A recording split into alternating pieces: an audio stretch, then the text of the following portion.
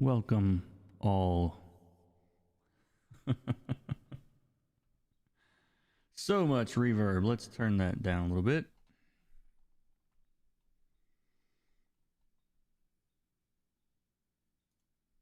There we go. Good morning. Would you guys prefer the stream like this? Oh, new toys. Never gets old. You sound a bit fuzzy. Do I still sound a bit fuzzy?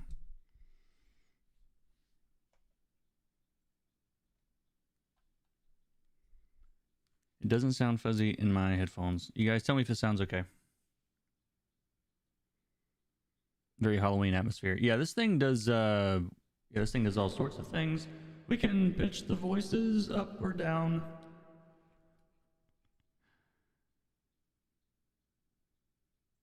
We can make it weird. That sounds like Snoke.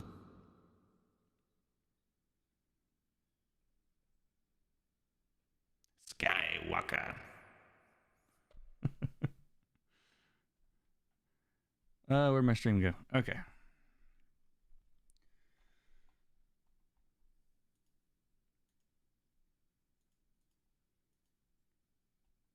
Is this thing working? Good afternoon from the future, Brazil. Hey guys, how's it going? So you bought Procreate? Sorry, you must be new here.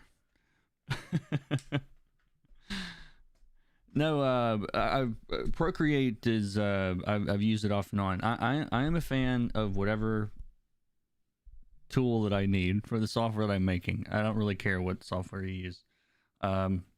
But no, I've done videos on Procreate. They're actually probably the most, as far as just straight up views. I think I get more views on the Procreate, especially which one right now? The gradients. The gradient thing is the one that about how to make gradients in Procreate. Has been my top video for the last couple months. It's weird because I don't do a ton of Procreate stuff, or haven't for a while. But no, like I just Procreate is got a new version, and I've got some new brushes for it, and I wanted this one to be painty, so here we are.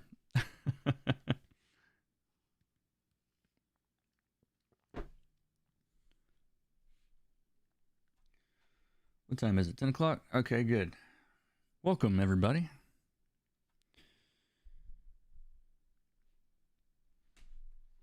Procreate is more affordable. Yeah, it's a good price. Was it $10 still? I started following you because of Procreate. I think a lot of people do. Based on the number of comments I have asking for more Procreate videos. I use Ibis Paint. Cool, yeah. There's lots and lots of good software out there these days. Let's see. I got chat. I got the thing that tells me I'm still online. I think we're good. Are we good? I think we're good. So, this is for a book called A Dark Interlude from Vault. It's drawn by Rebekah Isaacs, who you guys have seen me color plenty of times over the last year or so. Rebekah's my the collaborator that I'm working with on Money Shot. So if you've been reading that, it's the same artist. And we've been doing 2 covers for Vault every month for the last 5-6 months. So, hey Jason, how's it going? Do you have the right icon today?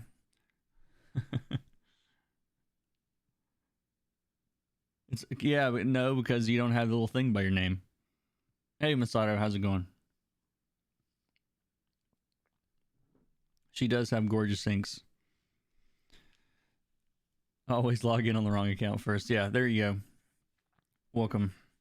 So, as you can see, that I've actually did a little bit of work on this last night. I'll run through everything I did. If you guys have questions, ask anytime. I should probably include that on my little text thingy up here. Otherwise, where are we? There we go.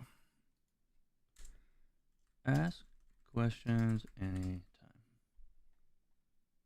If I don't put that up there, if somebody's going to ask, is it okay to ask questions?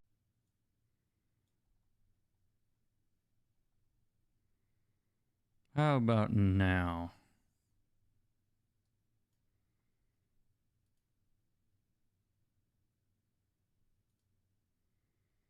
Okay, yeah, that was weird. OBS just completely locked up on me. Cool. Sorry about that. What was the last thing you heard?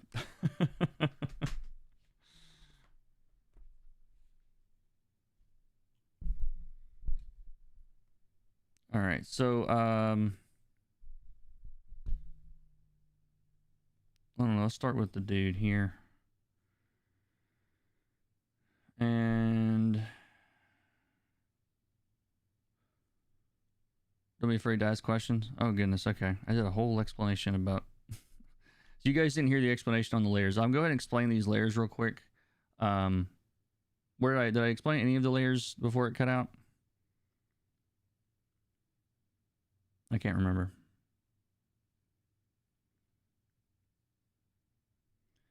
So anyway, I'll recap again very quickly in case none of that went through.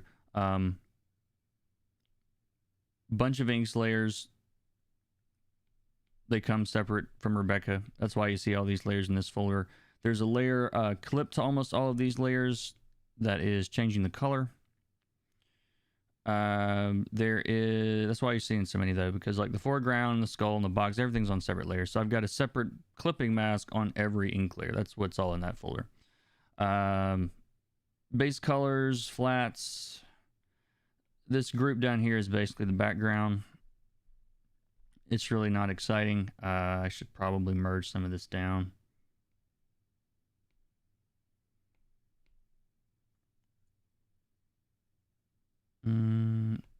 What do we have here? Yeah, so yeah, this is just a background layer, basically. There's a gradient on it, and that's about it. Do I like that without that? I think I do.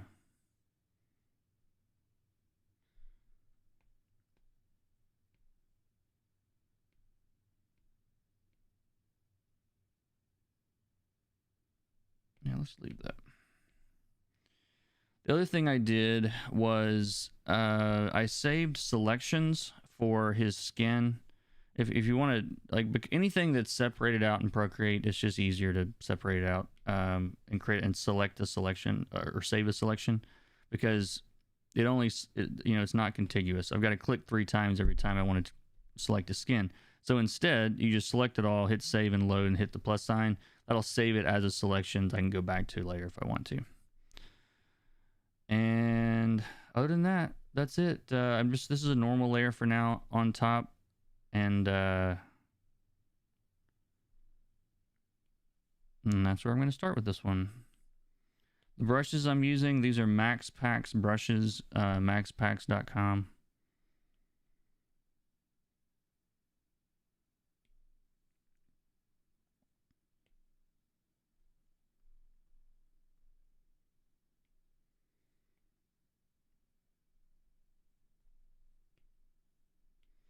So I'm going to go ahead and set these base colors here as a reference so that I can make selections from that.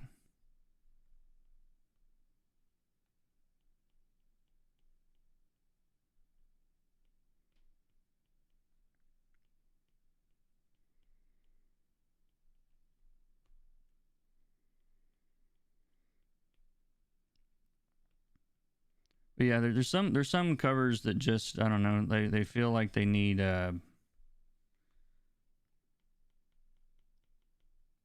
don't know. I feel like I like the brushy stuff better sometimes. It just depends on the cover. Leave it at that.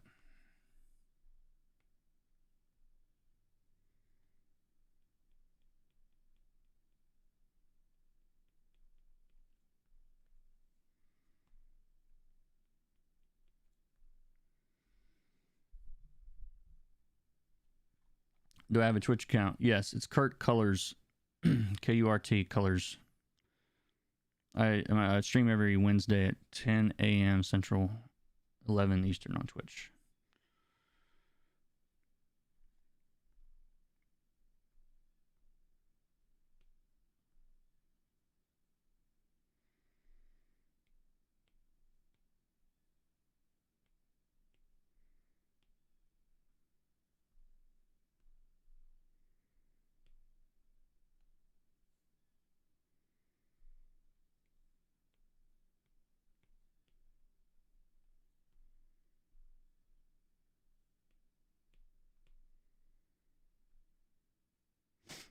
I'm really just testing color at the moment.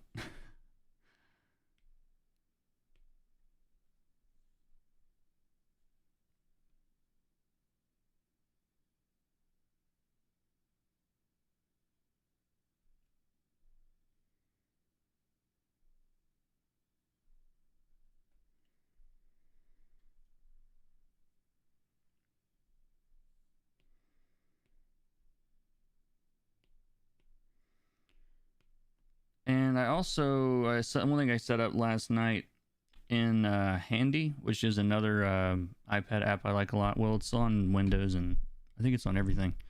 The Handy art reference tool. There's a link at the very bottom of the description because I knew you guys would ask. I'm trying to get the links in there better. But it's a great app. You can set up lighting setups and shadows and rigs however you want. And so this is one of the default models. I don't think I paid for this model. I bought 1 or 2 models for it, but I don't think this is one of them. Or maybe it is. I really don't remember. But I set that up just to help with the lighting.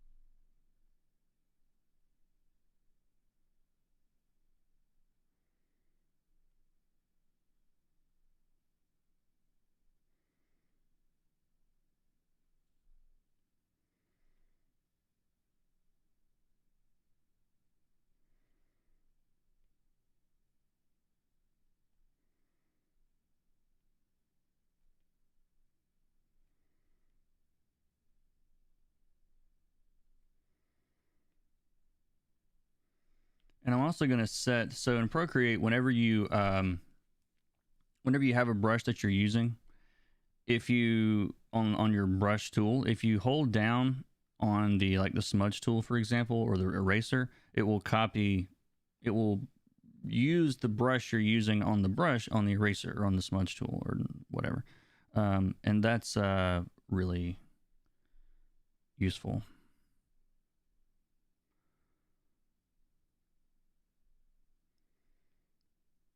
So you can sort of keep the same exact texture basically as you would if you were basically using the same brush to erase as you do to actually paint.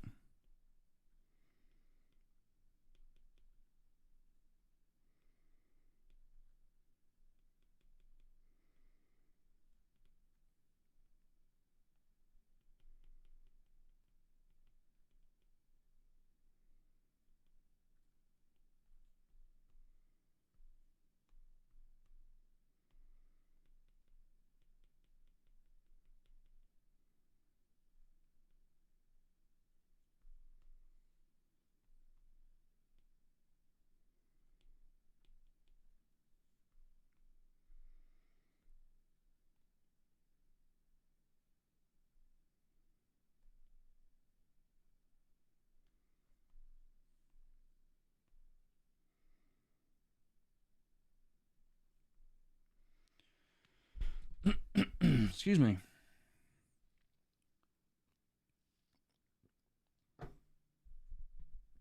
How do you handle the storage of your files? Procreate files can get easily massive, especially if you're saving the time-lapse video. Just curious. Yeah, I always save the time-lapse, and it's always at 4K, so my Procreate files get pretty big, but all of the all the files themselves end up stored on my. I mean, I guess they're on the laptop. I mean, until on the iPad until I run out of space or something. But it hasn't really been an issue yet. Everything gets copied to my my desktop Dropbox and gets backed up there. So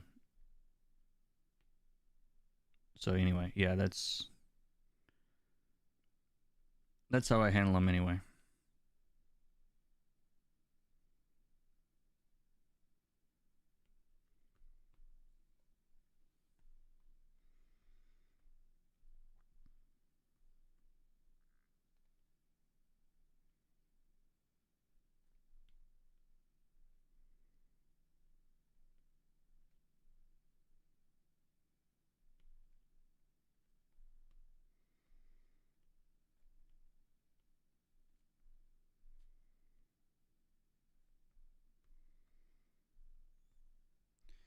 Technical question. In PS, should it make a difference if you convert a multi-layer RGB file to CMYK, then click merge when prompted rather than flatten the image before trying to convert? Oh yeah, try it. Try converting to RGB, especially if you use a bunch of blending modes. If you convert to RGB, trying to keep the blending modes intact, chances are it's not going to go the way you think it is.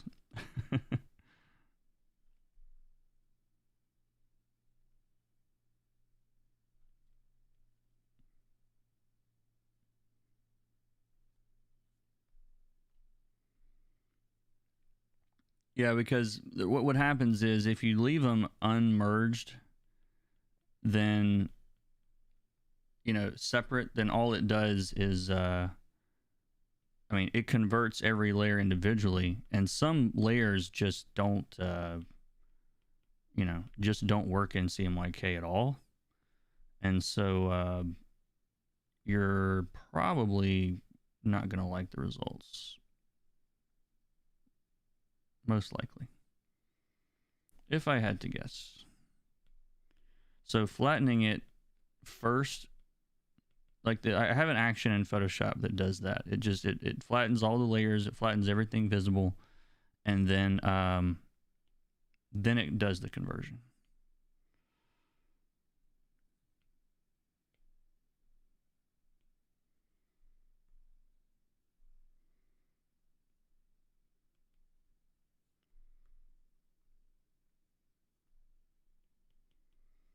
Yeah, I don't always work from reference like this, but her again, like her guy here is so well built that I didn't really even want to try it.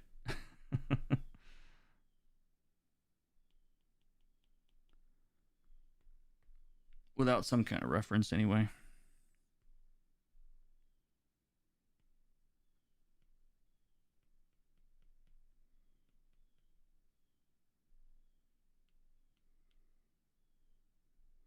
And this is just normal mode. There's no blending mode or anything on this. I'm just painting for now.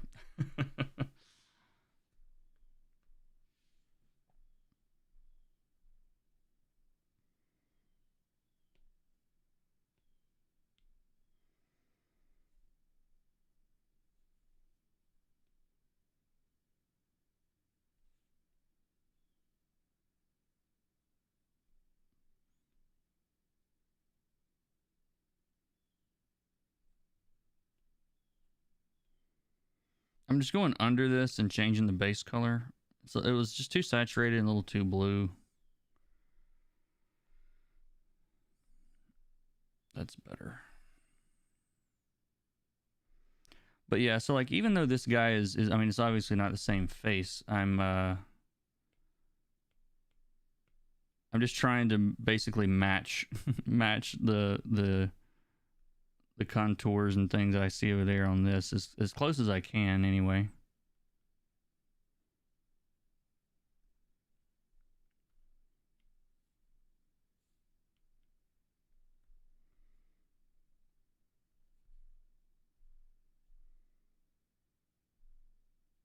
Wrong layer.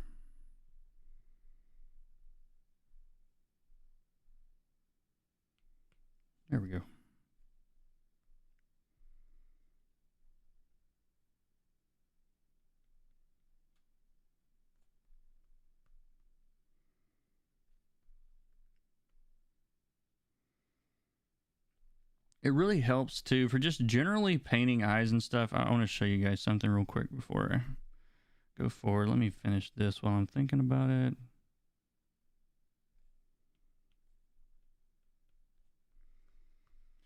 So it helps if you know, at least for me, it's like eyes started clicking with me a little bit better once I figured this out. So yeah, I want a new layer on top. So if you think about the actual shape of the skull that's underneath here, if you think about that as just being a hole,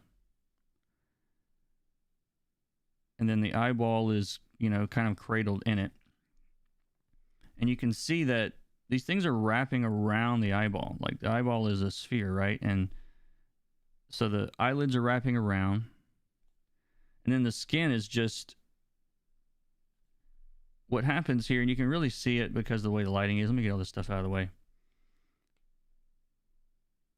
But for practice, one thing you can do is like practice drawing like contour lines on this stuff and try to see like what's going up and what's going down and what's coming in and what's coming out.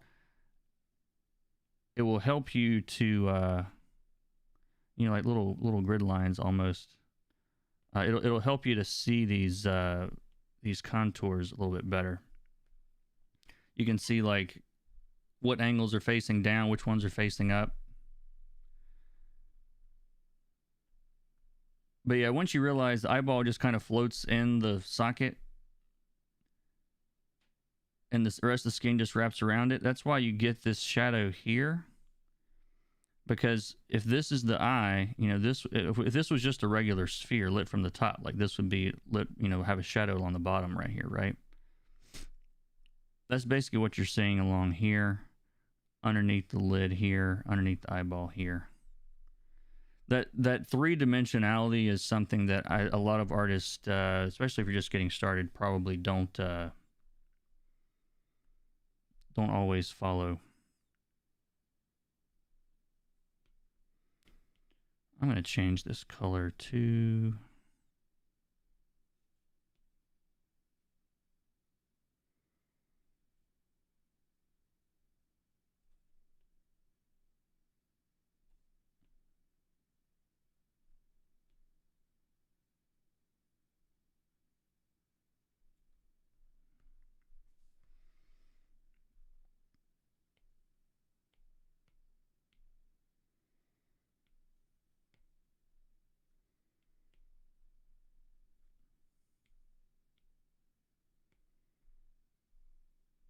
Okay, I don't need this for now. Excuse me. 81 concurrent viewers. That's a record. Wow. Where's everybody coming from? Let's see. Looking awesome, Kurt. What software do you use for screen mirroring, or is it native? This is Reflector 3 is the name of the software I'm using to capture the iPad. I've been doing the former way. Everything looks fine as long as I click merge. However, it does look weird when I open on some programs. Yeah. They merge, not flatten. Interesting.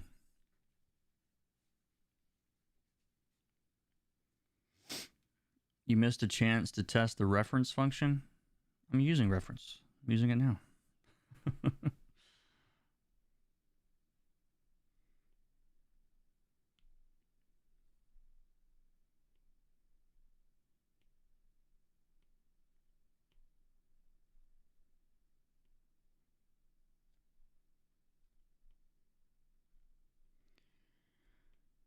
So, I mean, at this stage, I'm really just thinking about this main light source from the top, this spotlight he's standing under.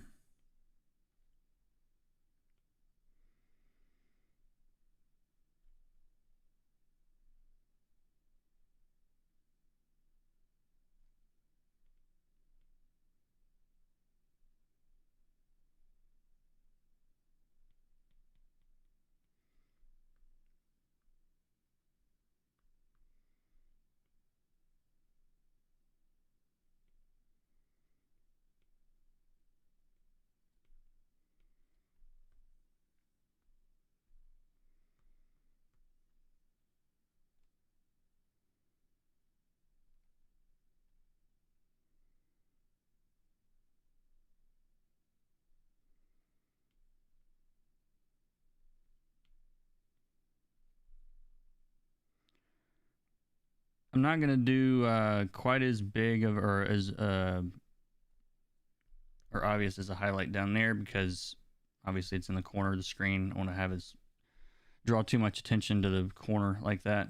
And oh, I messed up. Every now and then I drag my hand across the screen or something and mess up my pretty lines.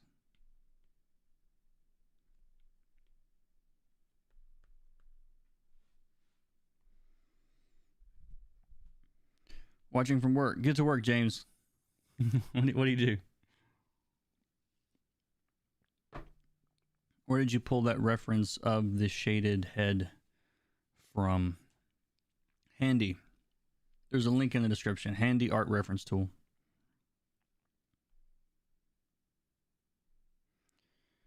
All right, so let's see. I'm gonna put an overlay layer on top of this. And I'm gonna pick this color that's kind of in the middle here between the light and the shadow. And I'm gonna saturate it just a little bit. And get a soft airbrush. Now what overlay does, it's similar to hard light in that at 50% gray, you really don't see anything at all. And so by, which is here, well, you guys can't see that, but so by adding a little bit of color, and what it should do is really just affect the mid-tone more than it affects the light or the shadow, which is kind of what I'm going for.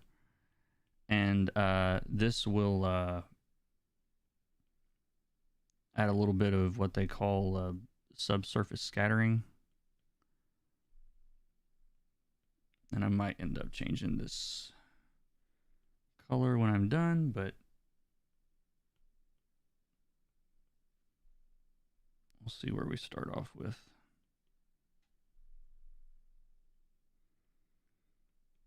And it adds some warmth to the skin, basically. Makes it look a little bit more alive, basically.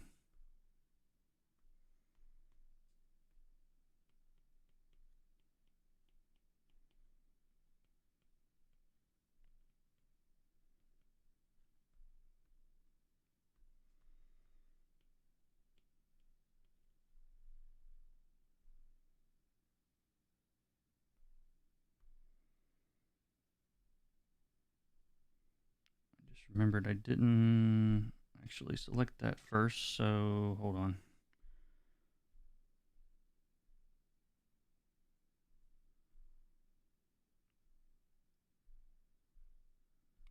There we go. So the skin's selected.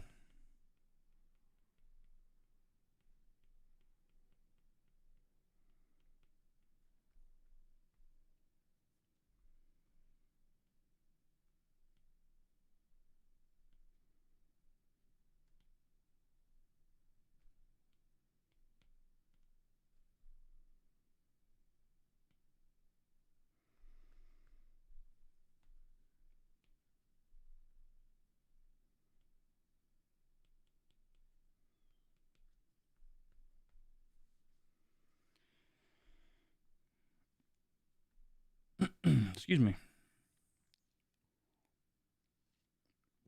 I want to say thanks because you really improved my coloring and rendering skills at 10-year courses. Awesome. Thank you, Red Oni. I appreciate that. Thank you very much.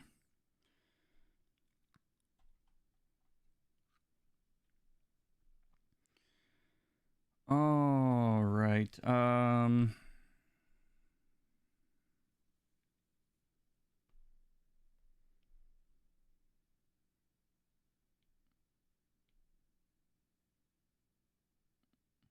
Where was I? All right. So I'm going to pick just this highlight color and go a little bit brighter, a little bit more yellow.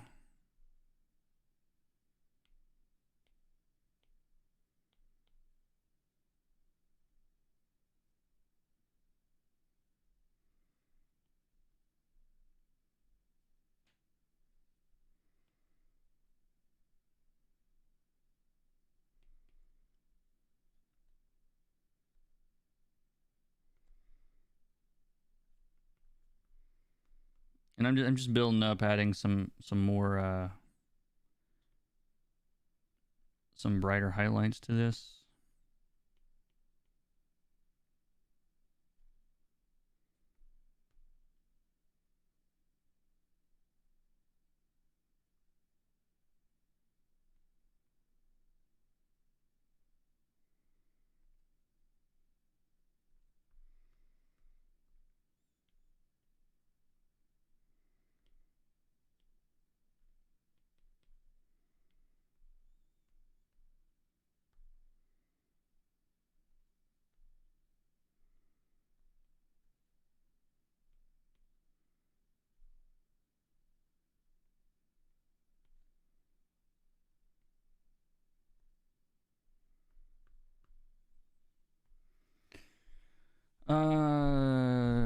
Thank you for the, what is that? Is that a, I don't know what icon that is. Is that a GIF?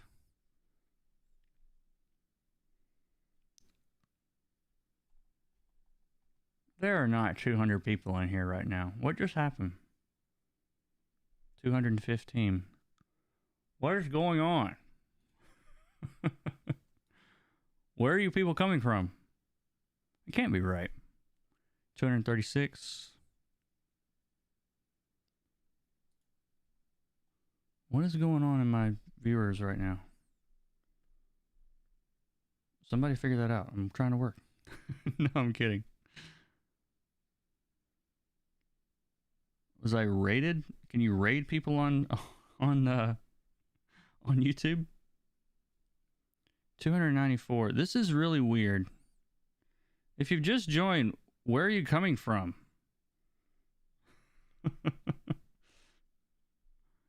There's almost 300 people in here. There is 300 people in here.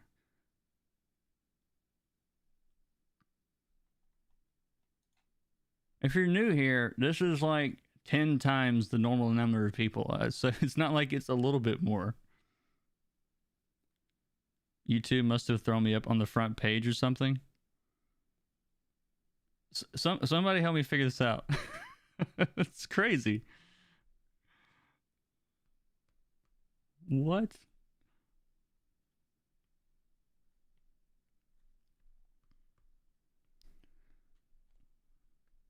That's pretty wild. It's still going up. I don't know where all these people are coming from. I usually get like 30, 40, 50 people in here. That's insane. All right, so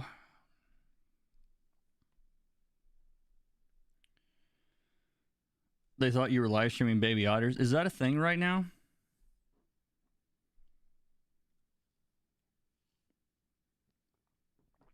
Baby otter streaming? I don't know. Well, I'm glad everybody's here. I don't know where in the hell you're coming from, but thanks for showing up. So,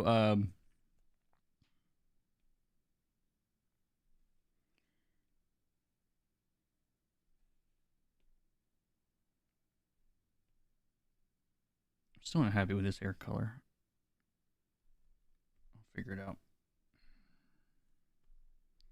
Maybe the base color is what's wrong.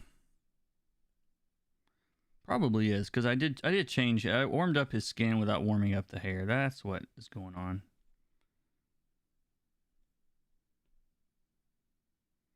Much better.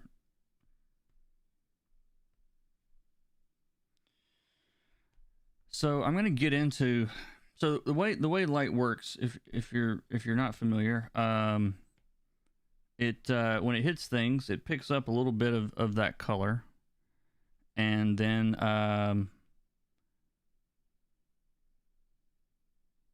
reflects that back and around and everything else. And so what ends up happening is you have a what's it called? So like, for example, on his face, light's coming down, it's hitting his skin, and in places where it reflects off his skin, into his skin, off his skin, it gets more saturated each time. And so you end up in like little areas like this under his eyes here. Like this ends up getting a little bit warmer. Maybe not quite that warm.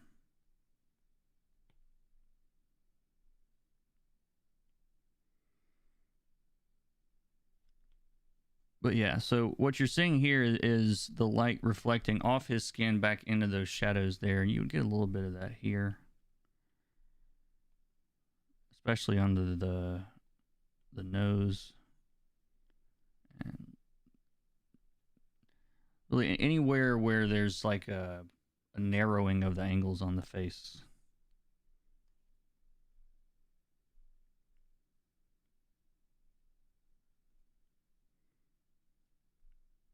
Okay, our crazy viewer count went away. It's down to 150 now. That's still insane. There was an update that selects base colors better. Was there an update that selects base colors better? I mean, there's still no wand. You know, there's still no magic wand. So that's still a problem. hasn't gone away yet.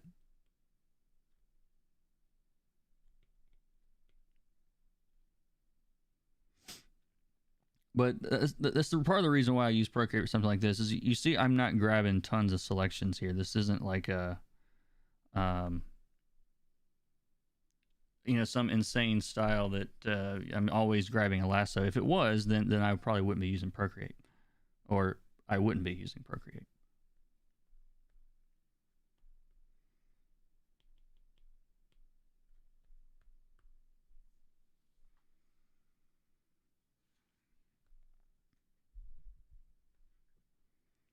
Well, that was interesting while it lasted. That's so strange. I'll have to figure out. I'll have to figure out what happened. Later.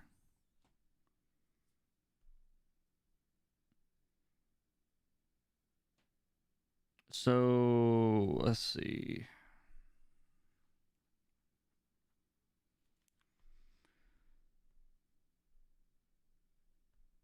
Hey, Carlos, how's it going? Thank you for being a member, Carlos. I see you're up to, I think that's bronze.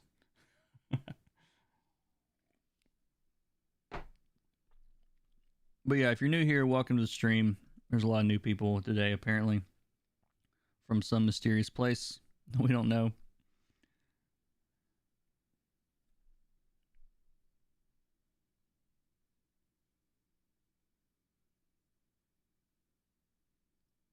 Sorry, guys, I'm thinking.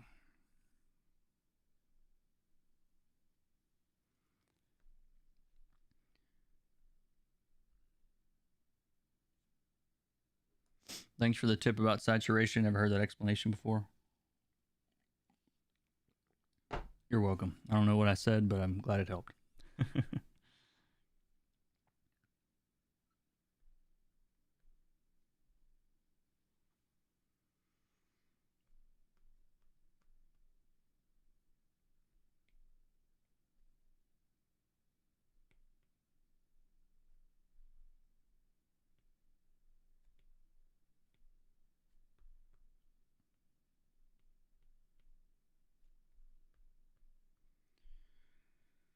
Alrighty.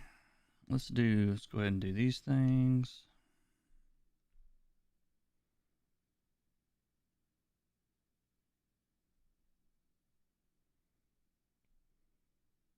I'm gonna darken these things a little bit, I think.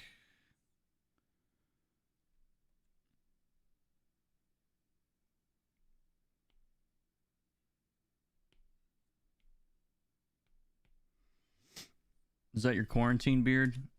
It's just my beard. I mean, it's a mess at the moment, but yeah.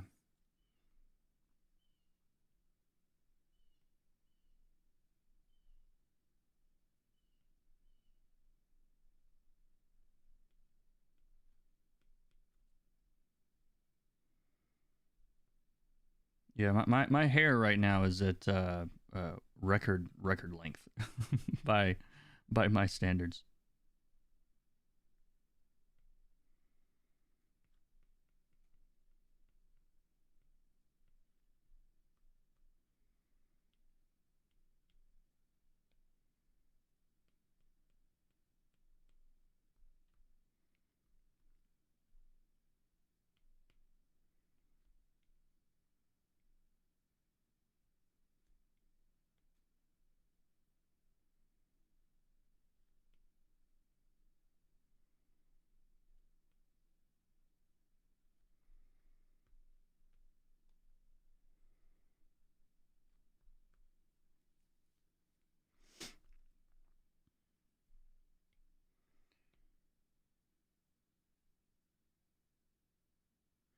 Have you guys ever noticed how Procreate sometimes just won't put a color you picked recently? Like, I absolutely picked this light blue here.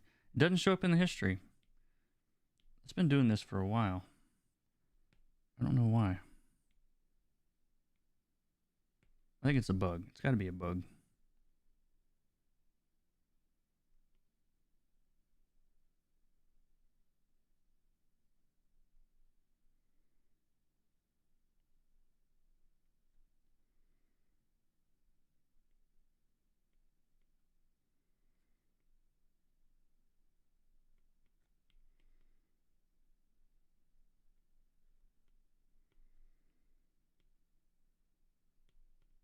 I didn't mind the texture of the brush on his skin as much, but I don't really want it on his clothing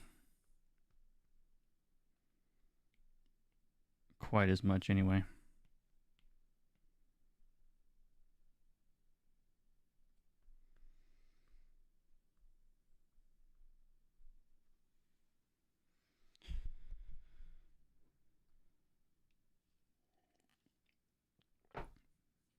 You noticed that too, but thought it was just you. Nice.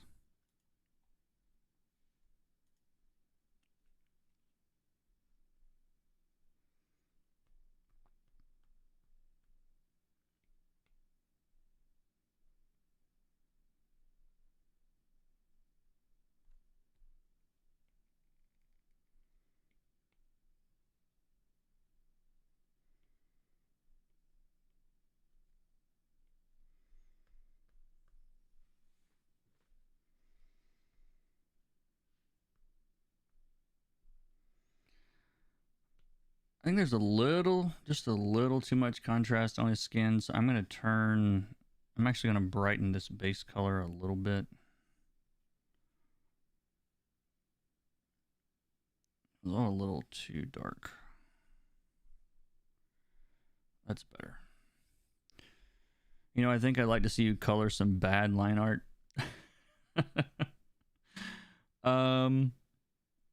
I could see why you would say that. I can totally see why you would say that. Because Rebekah's art is built so well. It does kind of feel like cheating sometimes. You're right. So these little rim type lights that you're seeing here and there are from behind his hand, kind of through his hand from back there. Because anytime you have like a soft surface, especially on skin, it tends to kind of wrap around the skin like that.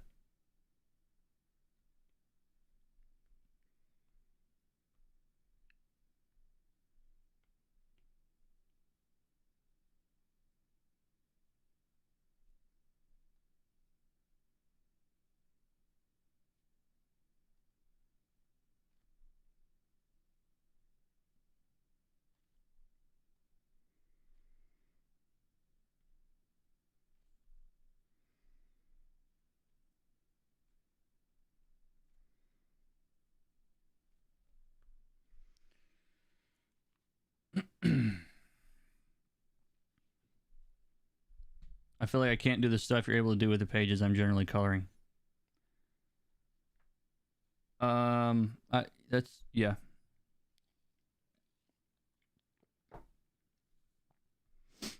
Like, line art has to be able to, like, what's the word? Like, there's, when you have line art that's realistically built, you know, and what I mean by that is, like, I've talked about this before, I'm sure, but if you think about like a real character in a movie versus like the Flintstones, okay? Like the original Flintstone cartoon. I'm dating myself a little bit. Like if you try to like realistically render Fred Flintstone, it's not going to work because the lines aren't constructed to be 3D. Like he exists as a 2D character. And if you don't believe me, go look up any of like the Fred Flintstone dolls or like stuffed toys or any little statues. He looks weird he looks so weird, right? Like it never looks like the cartoon. It's because like some artist, some poor guy had the job of trying to build a 3D model of Fred Flintstone. Like lighting works the same way. Like if your books or the art you're trying to color are not designed to be lit in 3 dimensions, you can't really light them in 3 dimensions. I mean, you can kind of fake it, but like I don't know. Cartoony line art with realistic rendering is really hard to do because it's just not made for it. It's not really designed for it. I mean, Fred Flintstone is like the end of that spectrum. You know what I mean? You know what I mean? So, who knows?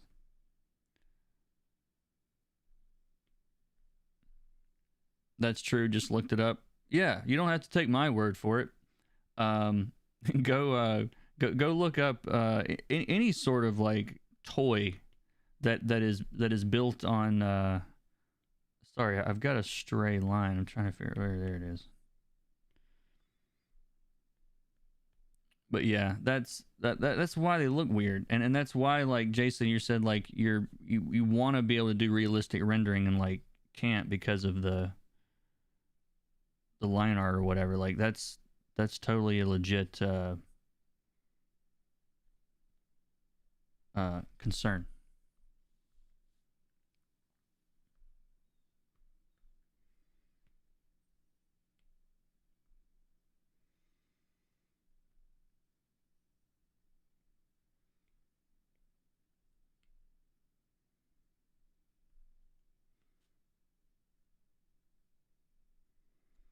Now, because this is some kind of fabric here, it's not going to have all the reflections, and it's going to be a whole lot simpler in how I light this.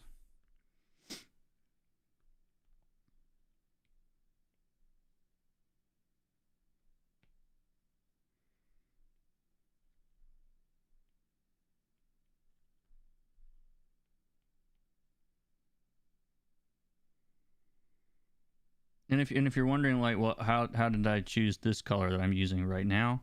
I just went a little bit brighter and a little bit toward yellow because that's the color of our light source here.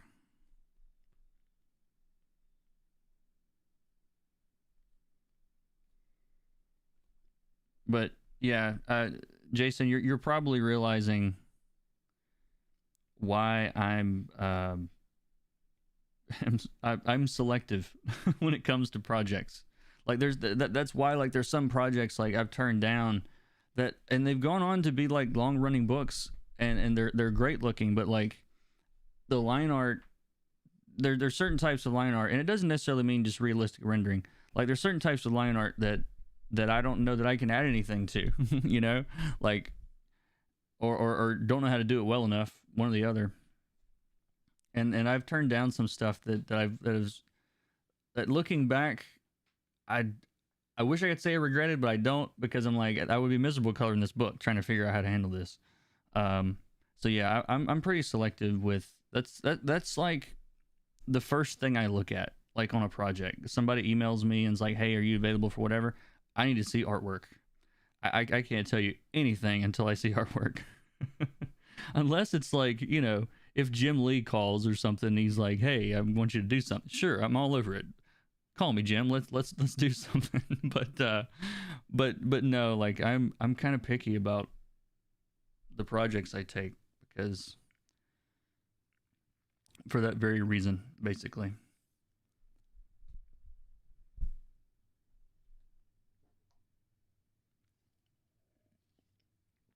If this is your first time on one of my streams, will you let me know how you found my stream? We have like 10 times the normal people a day, and I'm just curious. I don't know if I have analytics that'll help me out with this. I just want to know where everybody's coming from. I'm very curious. The color shows up, the structural problems with the line art so fast. Yes. It can be frustrating when it's very flat. Reserve color on this wonky stuff. The entire composition looks off. Yeah. It's a struggle. It can be a problem. I did not flat all this stuff. I'm just gonna freehand it um, on the book here. I've also been really trying to work more on relying less on blending modes. Like that, it's been something that I've been really intentional about trying to get better at.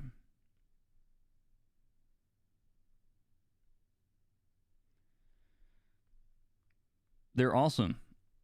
There's nothing wrong with blending modes, but at the same time, it can pretty easily become a crutch, and then you forget how colors work.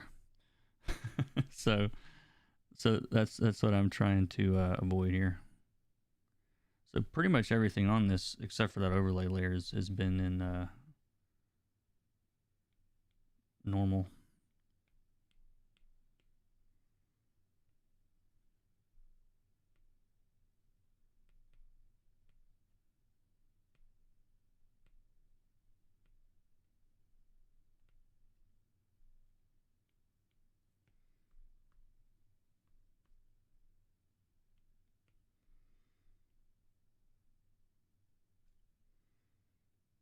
Believe me though, like this is not the end of blending modes for me. I will still use them a ton.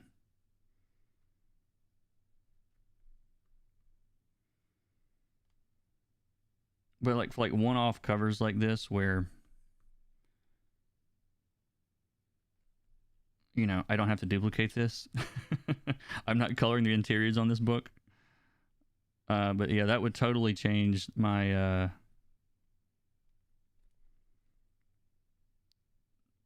my angle on this if I had to do that. Because whenever you're like having to reproduce something a bunch of times, like sure, yeah, blending modes help a lot, significantly faster.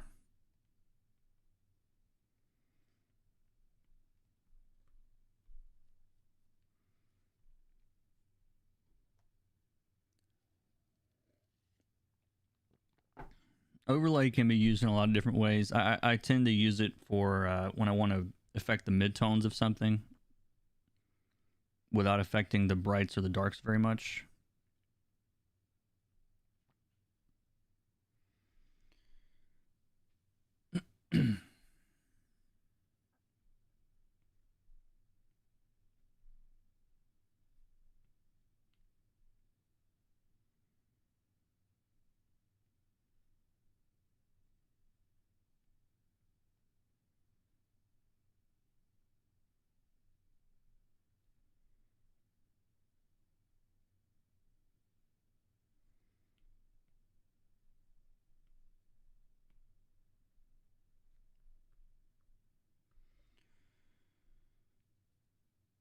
Well, I got notified on my YouTube feed, but that's normal. I guess it's the first time I was scrolling at the right time. I'm not getting any interesting answers on this. It's so weird. YouTube must have, yeah, they had to have recommended it or something. That's the only I can think of.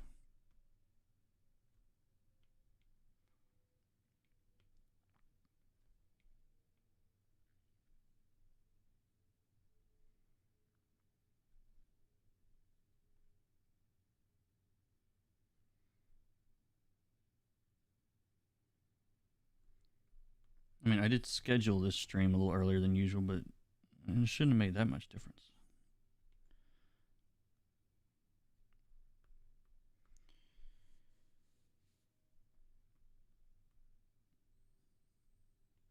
So I want this book to not, there's a butterfly in this book. Now, if I color this butterfly like a butterfly with really bright colors, excuse me, it's going to draw a whole bunch of attention to a place of the image that I don't want you to have your attention drawn to. So I'm picking colors that are very close to the color of the book instead, so that they blend more than stand out.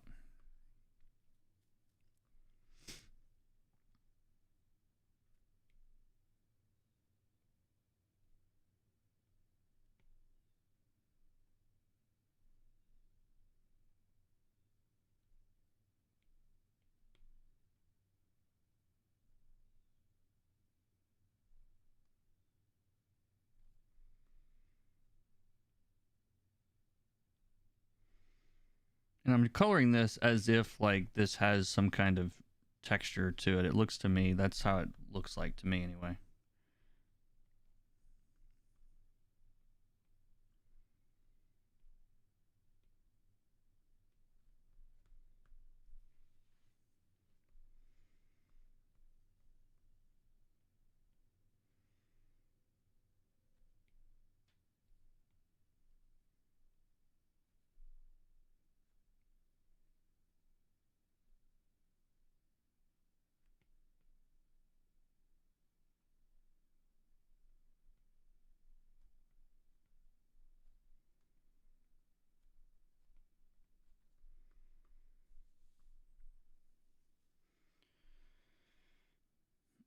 Alrighty.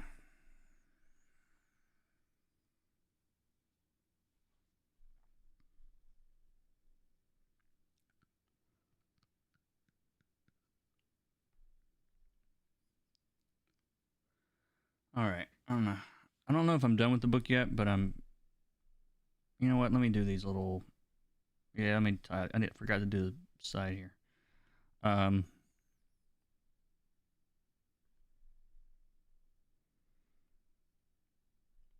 Yeah, that box is about to be interesting. Like I see in my head what I want to do with that box. I just don't know if I'm gonna be able to get to what I'm hoping that it does, but we'll see. Or what I'm hoping it to look like. What I'm trying to say here.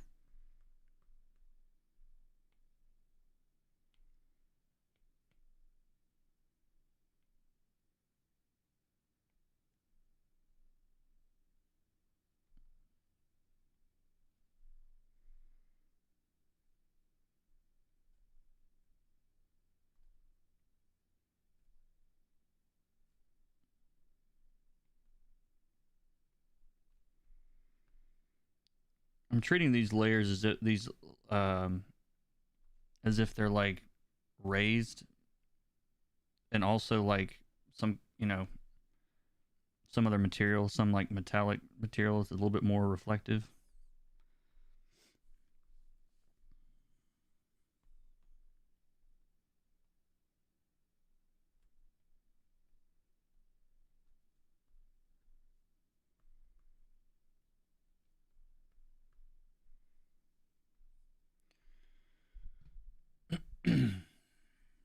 To draw this, it took an hour, 3 hours. Anyone? Okay.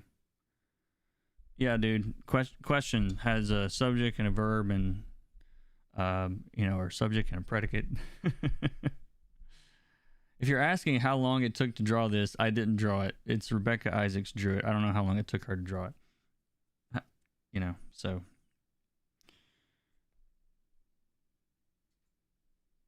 there you go.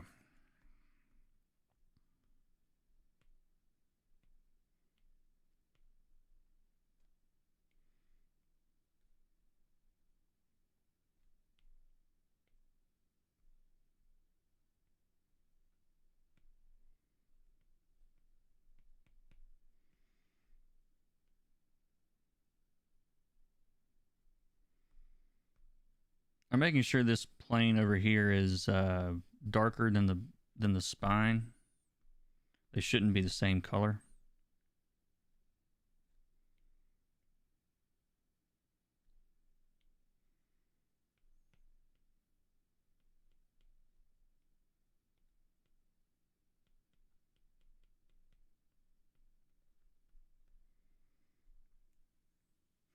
Anytime you have two planes that are not the same angle, especially if they're connected like a book, if you make them the same color, your brain wants to flatten them out instead of separating them.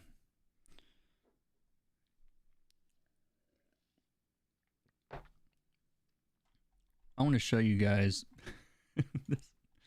This is the strangest thing. Let's see, is there anything on here I can't show? Hold on one second.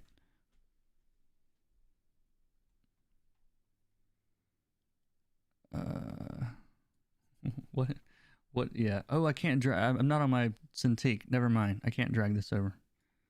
I was gonna show you the the view graph for this video is insane. There's just, it looks like a roller coaster. Nobody says they're coming from anywhere else. So anyway, I don't know. I'll shut up about it. I think it's fascinating. I just don't understand it. All right. Let's see. Where is... So I'm going to basically paint this skull as if it's just lit from the top, like this guy. And then I'll do the box around him, I think. I don't know. We'll see.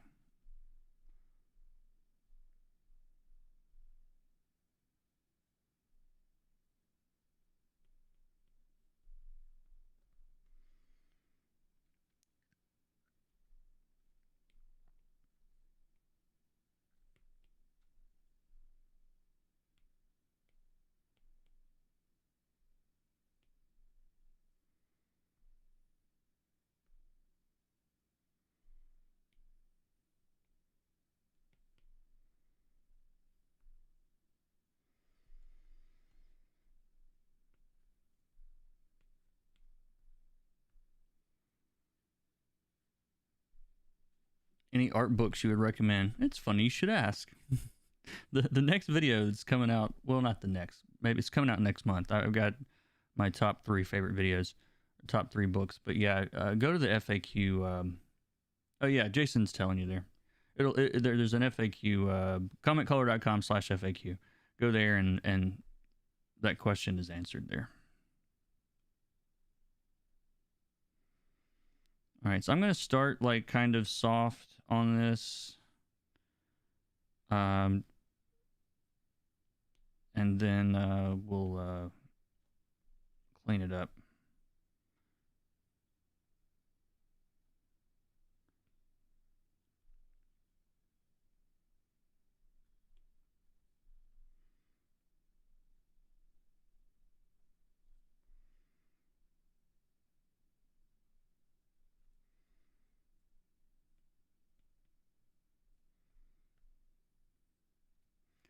I had to learn all these different parts in nursing school, and I've forgotten most of them. Zygomatic arch, though, I remember that.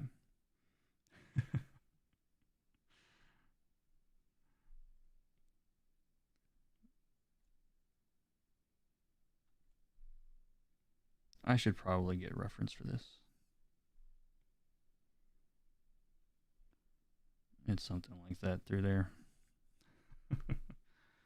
Doesn't look horrible. I think Handy has, let's see. Hold on one second. I'm going to switch to the camera here for a moment. My apologies. You get to see my beard up close in the state that it's in. There we go. This is Handy.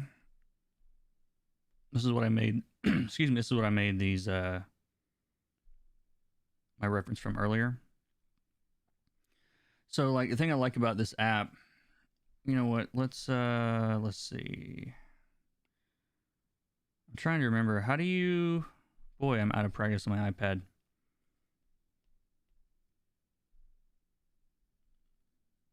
Bear with me a second. There we go.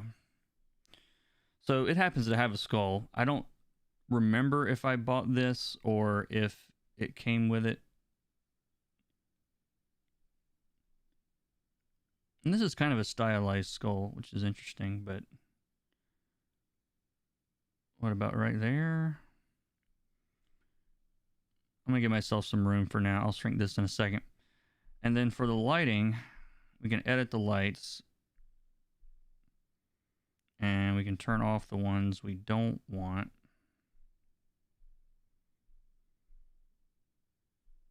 Because I really just want one light right now.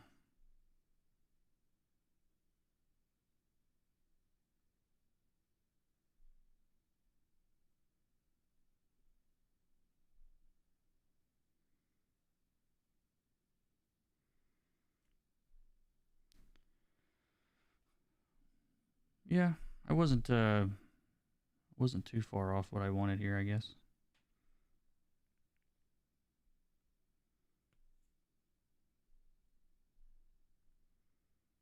You know what? I need to move this over here. There we go. I can't get my left hand wouldn't reach the thingamajig. It changes your brush size.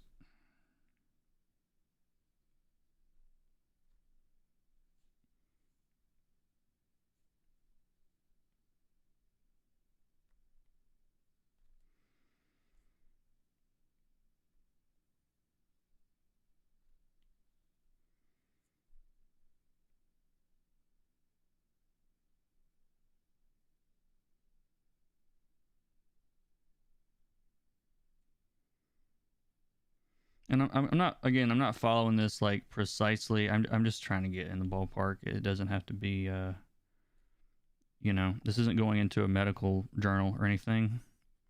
But I don't want it to also, I don't want it to be like completely not right either.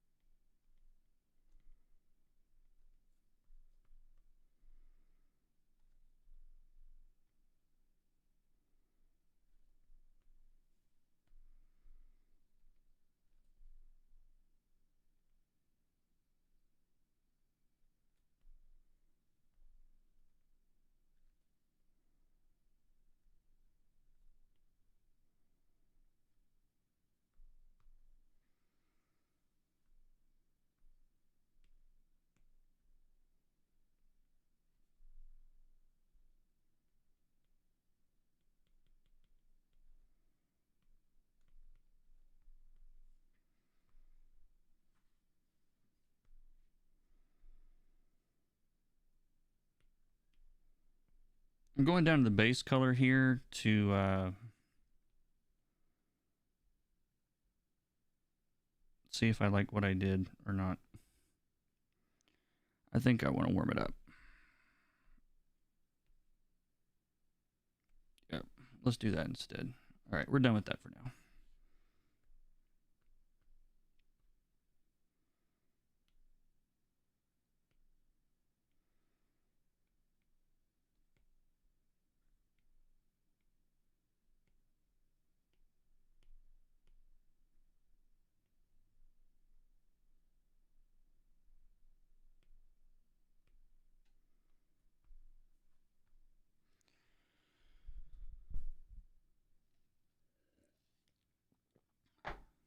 Can you tell us about skin wrinkles? There's a more specific question above. Sorry, just re-ask again, Tiago. I'm sorry. What do you? I mean, what do you want to know about skin wrinkles? I don't know. Hey, I just joined. What is the Skull app? Handy. There's a link in the description. The very bottom of the description, there's a link to Handy, along with links to my coloring courses and ways to support this channel. Yes. Yeah, thank you, Jason, for helping out down there. Can you give us some tips on rendering skin wrinkles without making it look weird? Forehead is a good example. The biggest thing is probably just to be subtle with it, especially on, like, you know, little wrinkles like this, you know, don't stand out from the skin very far. So, like, you know, you're not gonna get, if you tried to do like this, like, actually think about the plane itself. Like, think about where like the angle of this, the top of his head facing the light source, is really, really bright. There's no way this wrinkle is really going to be, you know, that bright. The angle's not right. It's not sticking out that far, all that stuff. So, subtlety is probably the key there.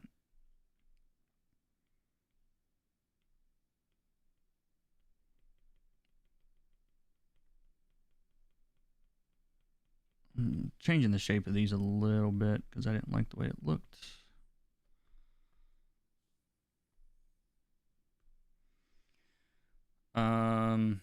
But yeah, I don't know. I mean, it's broad. All right, let's work on our skull some more. So I'm gonna just pick this brightest color and get a little bit brighter. Again, a little bit more toward yellow.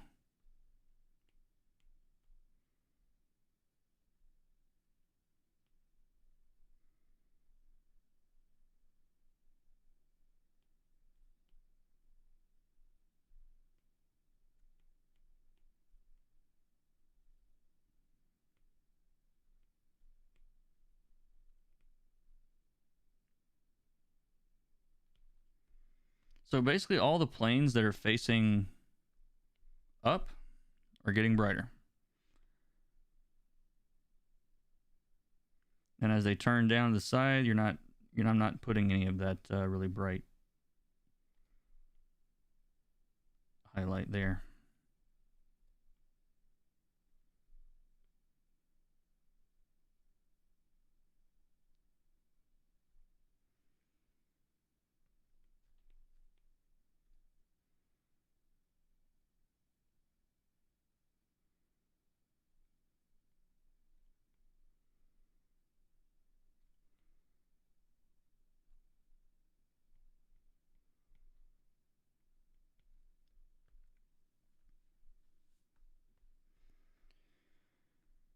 And let's see. I'm going to hold off on the shadows on the skull because I'm probably going to use the glow from the cube on the skull.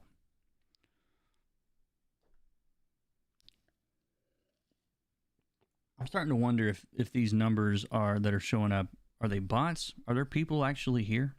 Are there actually 180 people in this chat room right now?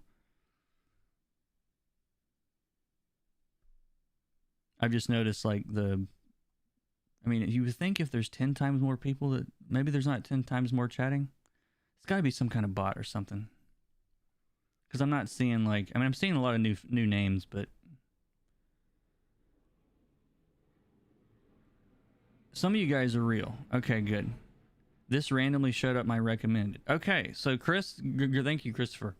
No bot. Yeah, feel free to lurk, people. I don't feel obligated to to come and talk. Yeah, now everybody's talking.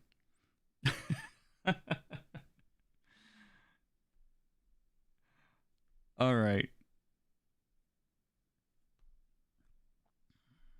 Where was I?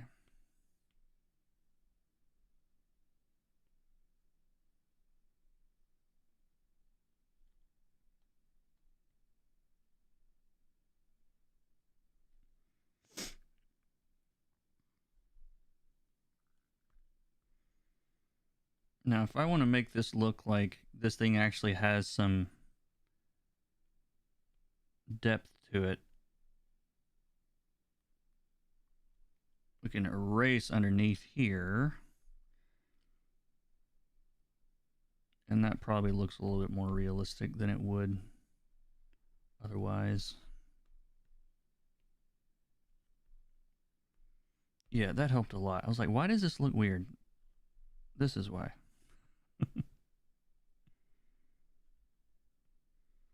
This is also, you can see I'm mixing like really hard edges with the soft edges. They're not just all fluffy. They're not all airbrushy, perfectly, you know. That mixture of hard and soft is what makes something look a little bit more realistic.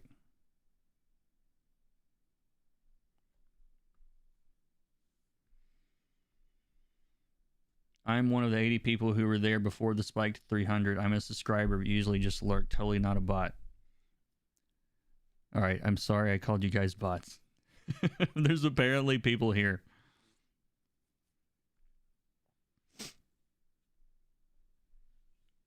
Yeah, I'm just gonna say it was YouTube. I don't know if I'll even be able to figure it out afterward, but the fact that no one's saying like, "Oh, Taylor Swift tweeted your stream out. You didn't know?" I think I'd have a few more than 100 if it was her. I mean, you know what I'm saying? I expected it to be like, you know, somebody saw a tweet or something, but my Twitter, the tweet is still dead, so I don't know. We'll see. All right. This box. All right. So you guys need to see what this is based on. Otherwise, you're going to be like, what did I start smoking? Where is that file? So I did another cover featuring this thing a while back, and I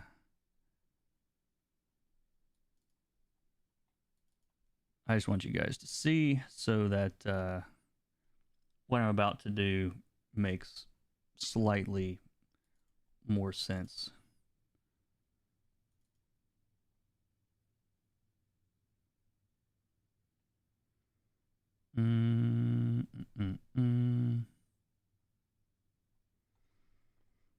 Well, let's see. I'm on my iPad, so I can't drag things over to this. I did a video on this a while back, right? I totally did.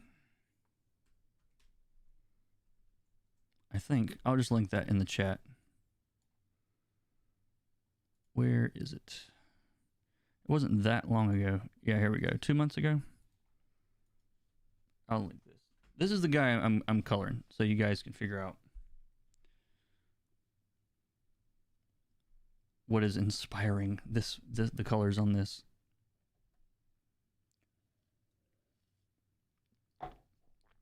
I just like to watch you color, man. I'm a comic artist and used all the tips you spit out. Thank you, Joe, very much. I appreciate that. That's awesome. Sounds like something a bot would say. Yeah. Beep, beep, boop. You're the Taylor Swift of my world. That makes me feel good. Alrighty.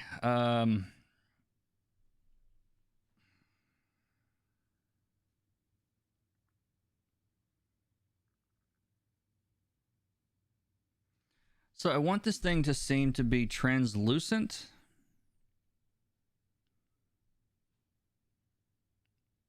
That's the goal. Did I flat these sides? I did. But I didn't do it in front of the skull. I did it behind the skull, which doesn't help me at all.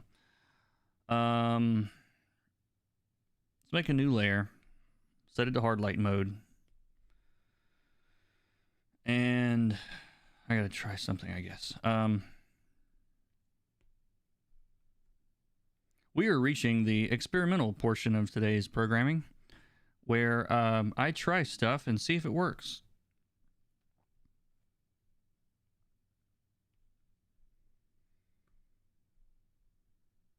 We're also going to get above the inks on this. Instead, I should just drag that up. Instead, I should do this in Photoshop. You know why? Because of all the pink. I'll end up having to adjust this in Photoshop. If you're not familiar with what I'm talking about, this color purple that this guy is in this book is in that range of like really crappy printing pink. I'll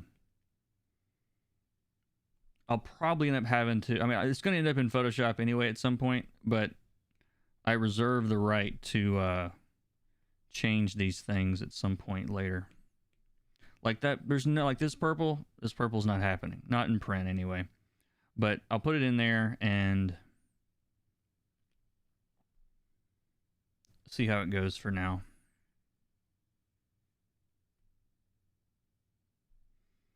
Would a different mode look any better?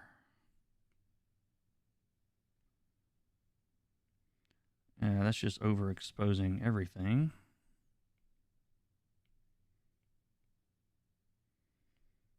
That looks cool, but doesn't work. Color dodge doesn't hide the black.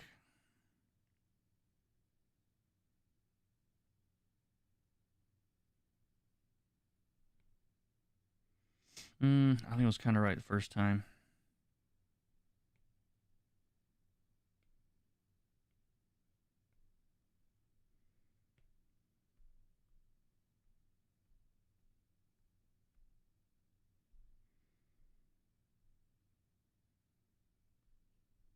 All right, I'm having to think and do geometry in my head. This is difficult. So this plane on the top would be really bright, brighter than the sides.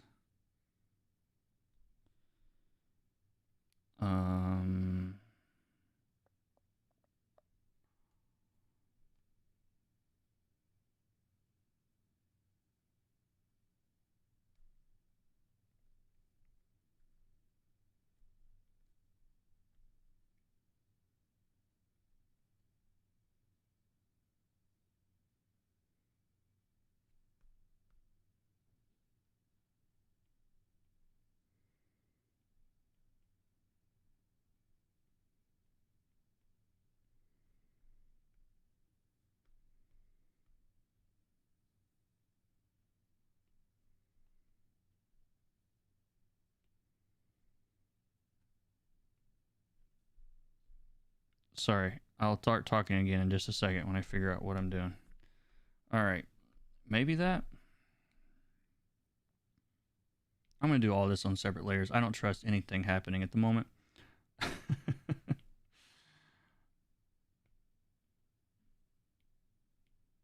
This will start to make sense what I'm trying to do at some point.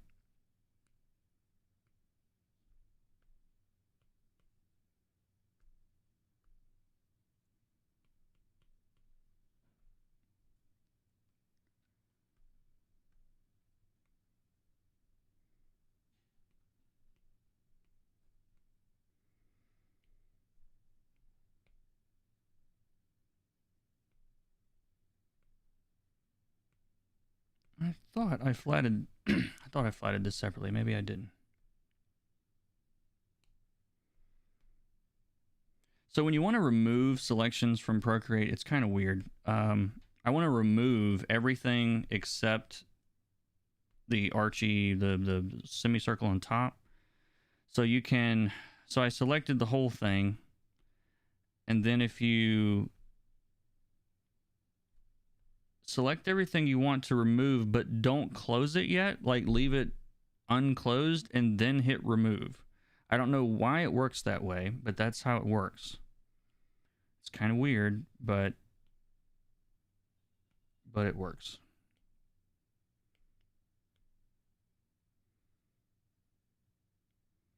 I'm going to grab this color again.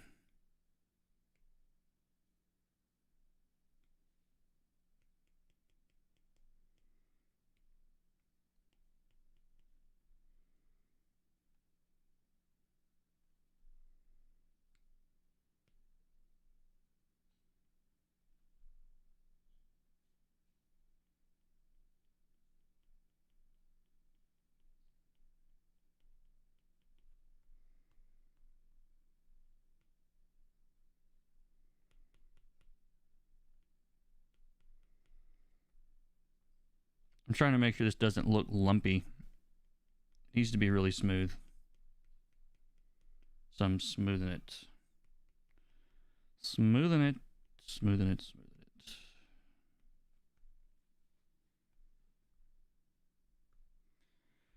And then on this side.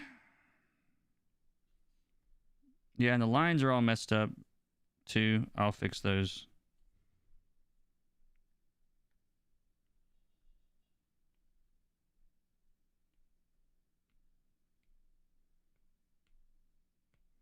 This is all soft airbrush, by the way.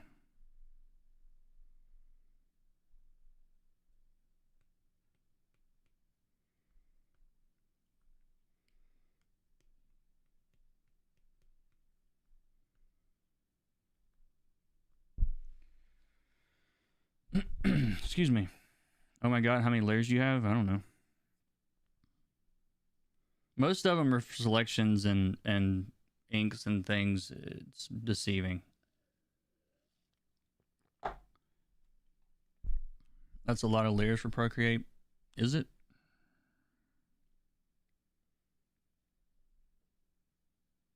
Maximum layers 41, layers used 24. But like I said, most of these layers, like in the inks, like I've got like 8 inks layers because all the inks are on separate layers. Like the different elements are on different ink layers. Anyway.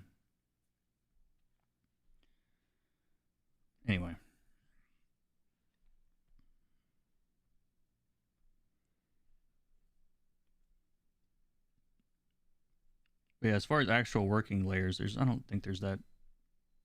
It's not a crazy number.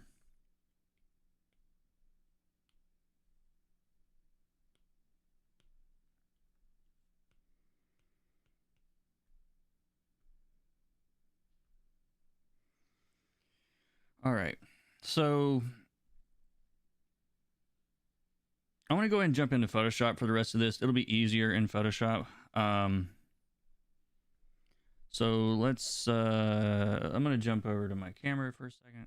Sorry if you guys are disturbed by the rat's nest that is my beard this morning.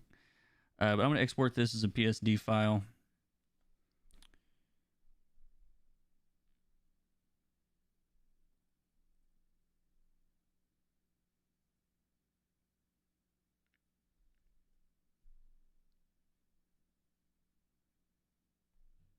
But I'm going to send this to... No such file exists. Okay.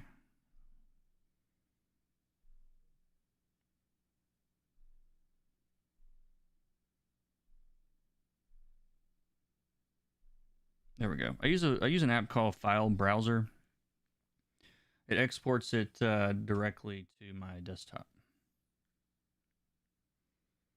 That way you don't have to like upload it to Dropbox or something. And it doesn't take that long. My router's like 4 feet away. And give me a second here to rearrange. Now's a great time to ask long-winded questions. May I ask the size of the canvas? I noticed the bigger the canvas, the less layers you can have. I never know how to balance that. I mean, I normally don't run into problems at the size that I work. This one is, how big is this? 2800 by 4225, or 7 inches by 10.562 inches at 400 DPI.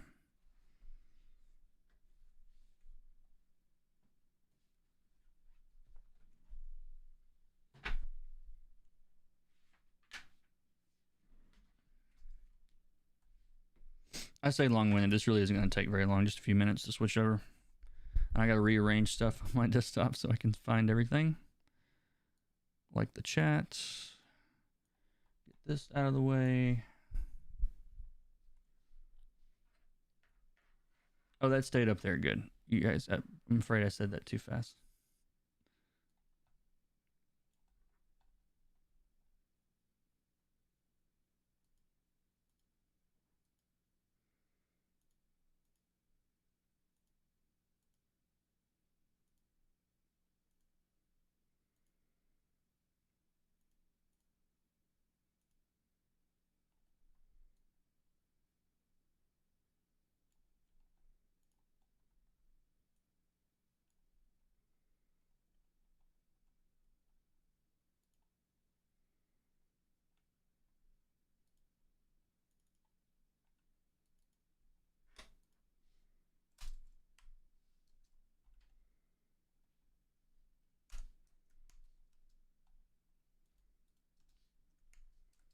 Sorry, one second. Rearrange my text here. I should probably have templates for all this stuff, but I don't.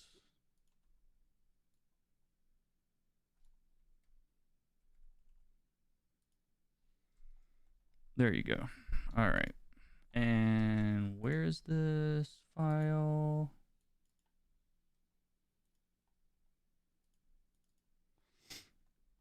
You guys are about to see how much CMYK is going to crush these pinks and purples. Which is why I want to work with the CMYK preview on so I can see what I'm dealing with. You don't have that in Procreate or even Clip for that matter. See what I mean? Our pretty pinks are gone. So let's change those.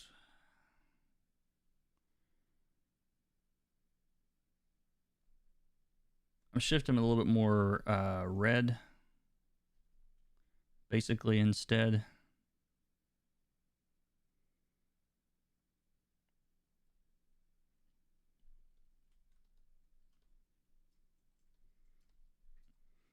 There, I think we saved it.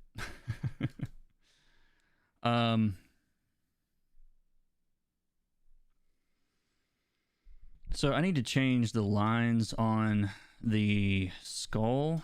There don't need to be any black lines because he's inside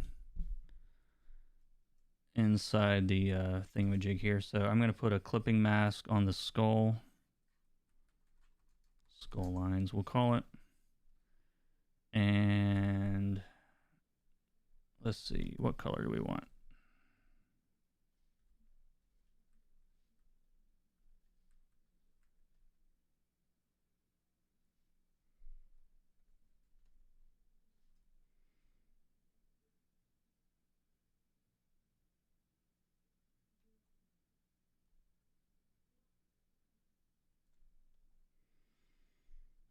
I'm also going to select the box itself and get rid of the splash over from my selections earlier. So now the box, we can see the lines on the box better.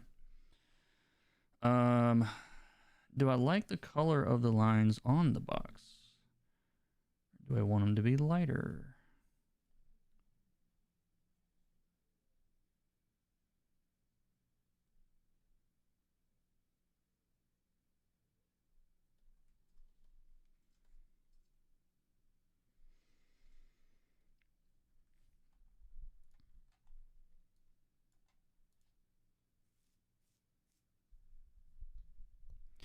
If you ever want to look at all or the pages of the book at the same time, what program do you use?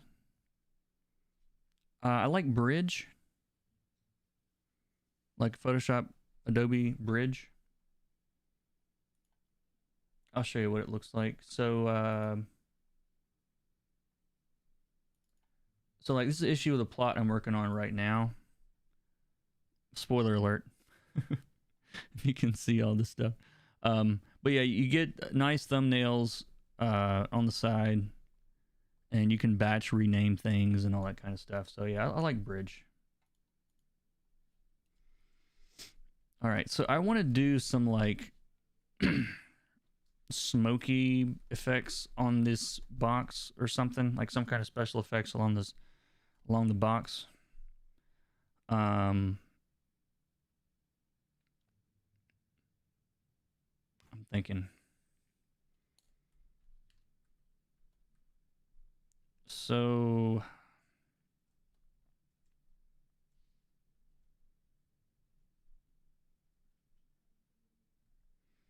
I need to go ahead and create some selections for this. I'm just going to reflat the outside of this box real quick. Don't worry, this is not going to stay on there.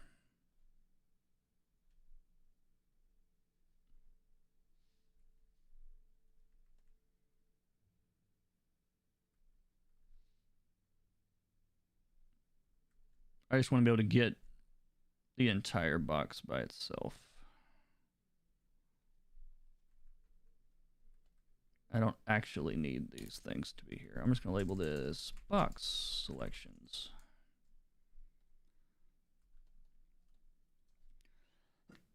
Excuse me. There's also I forget that I have a cough button. Sorry.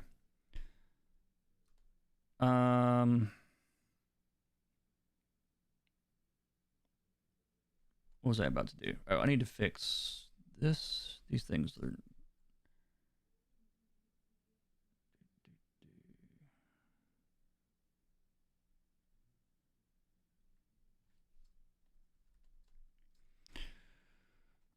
What bothers me is the fact that they didn't add the remove function to the auto selection. Yeah, like at one point, I think it worked differently, but it changed at some point. I don't feel like I could see more than a handful of pages at the same time on bridge, so I deleted it. Yeah, you can change the size of all of the thumbnails. There's a slider at the bottom.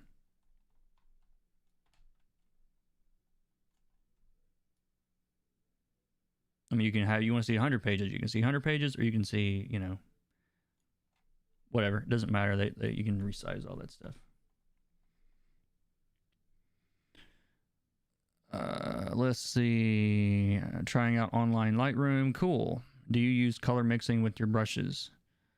Not much. No, not in Procreate anyway. I don't think it does. I believe they have a CMYK mode for Canvas and Procreate. You can start a new file in CMYK, but you can't look at a other file or even change the mode of something else. Yeah, Procreate's limited in that way. So,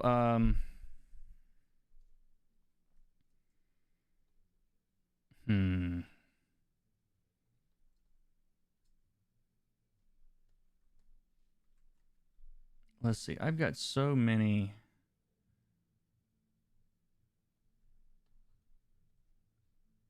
Let's see here.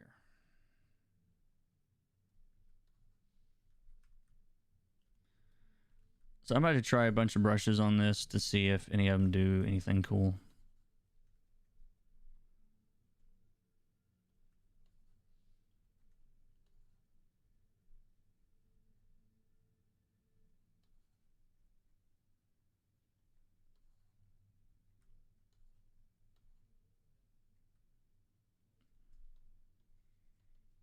That's cool, I think. This is like one of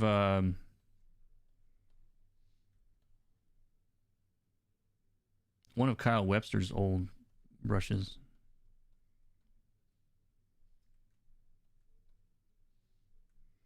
I just want to give this thing some kind of some kind of texture.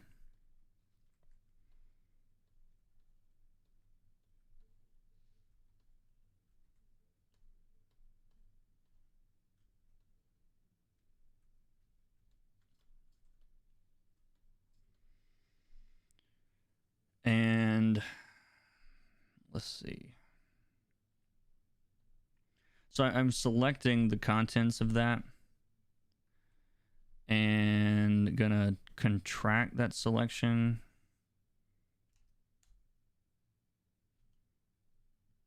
More than that.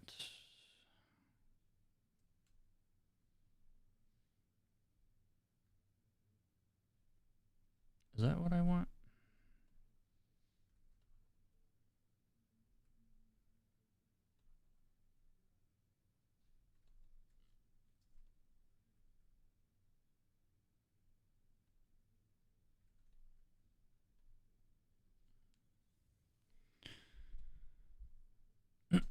Excuse me.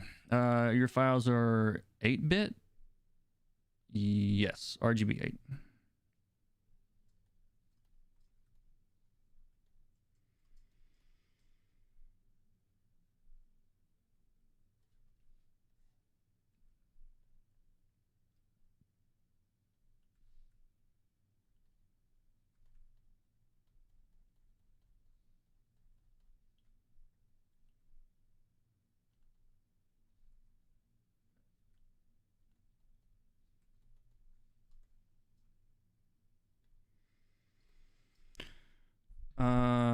Yeah, no problem.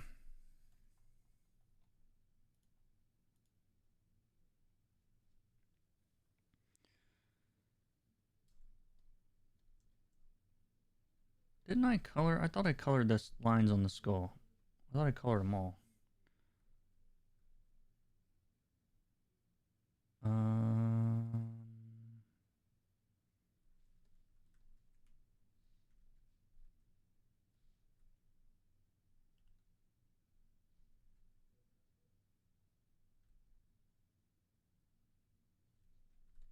There we go. I don't know why that wasn't coloring.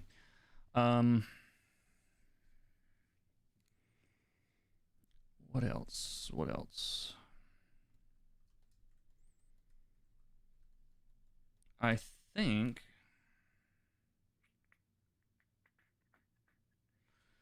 I want to do some really, really sharp, small highlights on this, I think.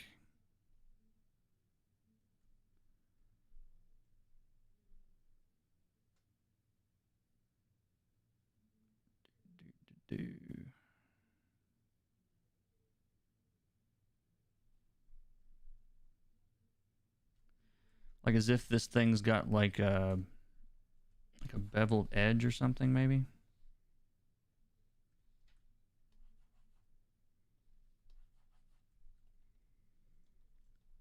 Yeah, like that.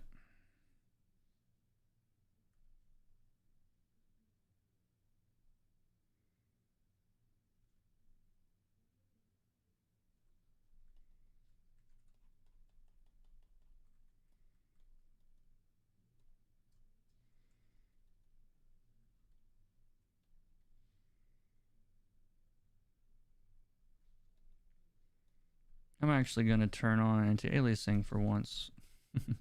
This particular angle, it was really, really jagged, so I don't use it often, but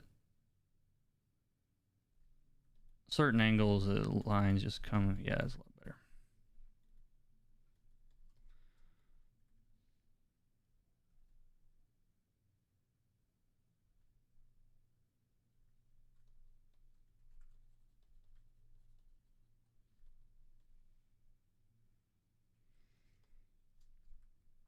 Is the dome part supposed to cover the skull at all? How do you mean?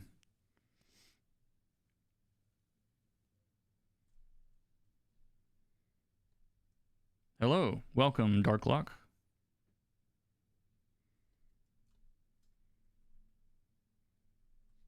If YouTube recommended today's video to you for the first time, let me know in the chat. I'm still investigating where all these damn people are coming from.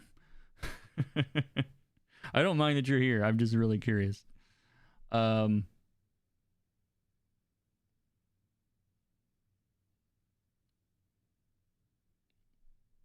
see.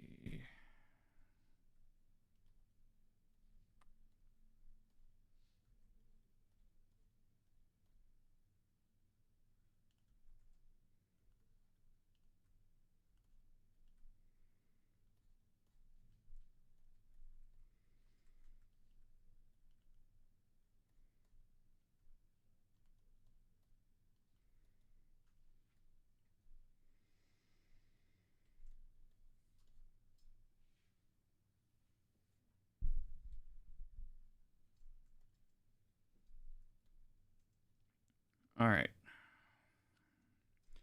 Now,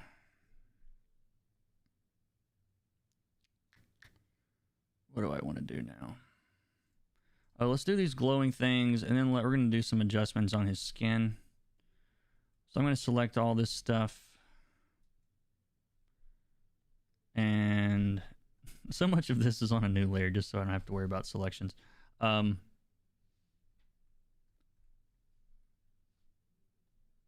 Wait a minute.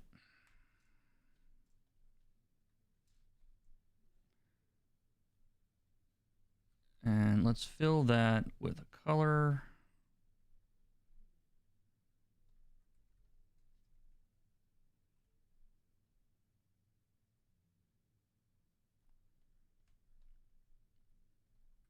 And then I'm going to Gaussian blur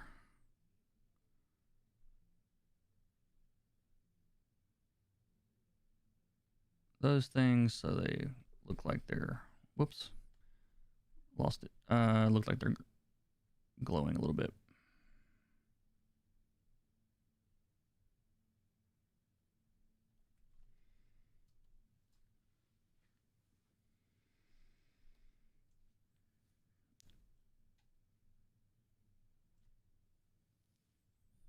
Watching here in Calgary.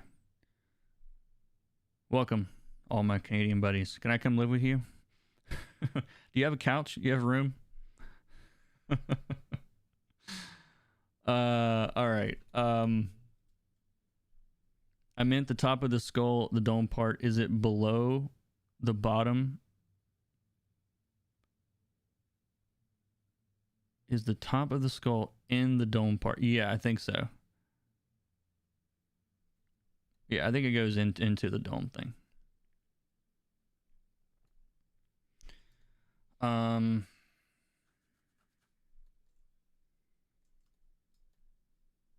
I don't feel like I have enough difference between... Let's do this real quick.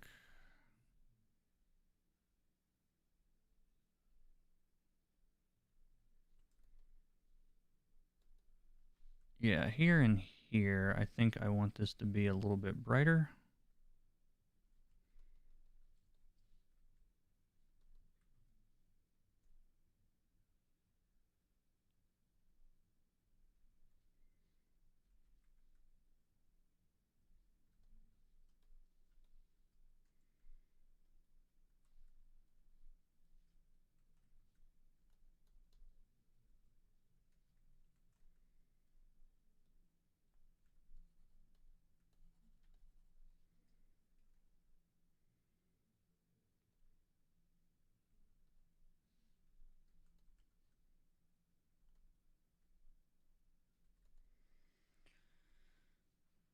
Better. All right, so I'm going to select his skin. And I'm going to put a levels adjustment on it.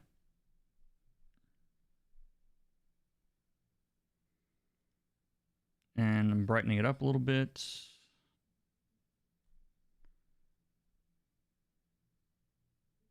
And yeah, actually darkening the shadows just a little bit.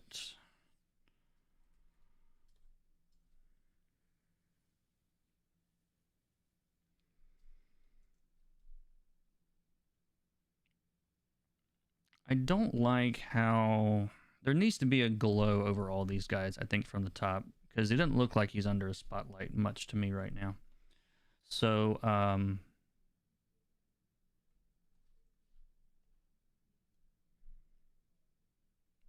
let's address that.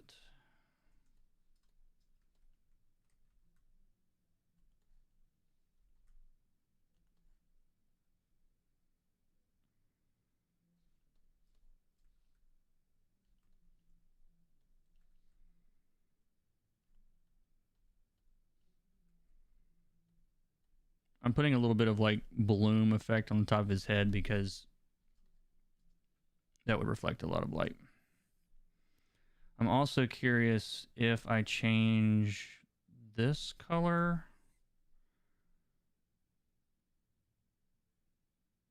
Yeah. Okay, we're getting somewhere. I'm almost happy with it.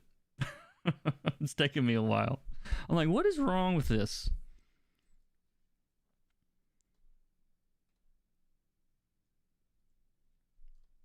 I also think it would be cool if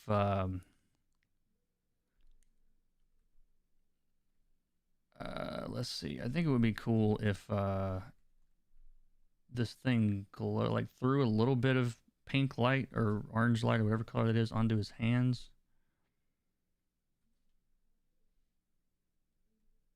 Maybe.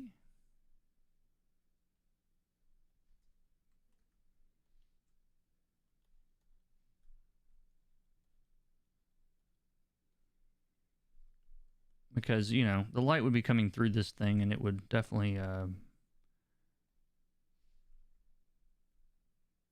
be shining on his hands and then maybe his face a little bit, just a little bit.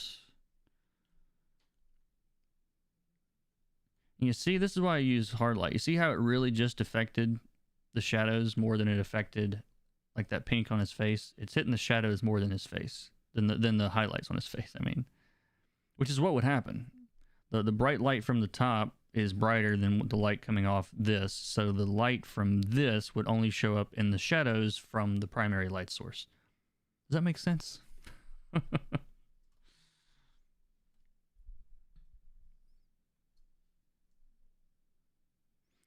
Did you just call Shakespeare bald? I think I did. His hair does not look unlike mine at the moment. I've got a little more than he does. on top. But there's a mess back here, guys.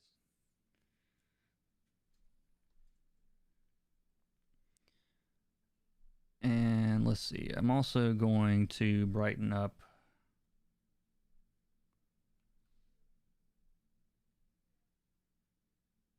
Where was that? Or that was hard light. That wasn't overlay. Huh. That worked better than I thought it would. Oh well. I don't like how cool his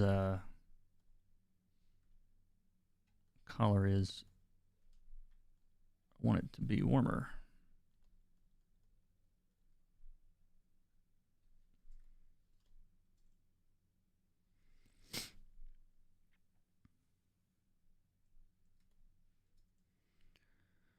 Subsurface scattering on the hand coming from the light of that magical thing. Yeah, I think it looks cool.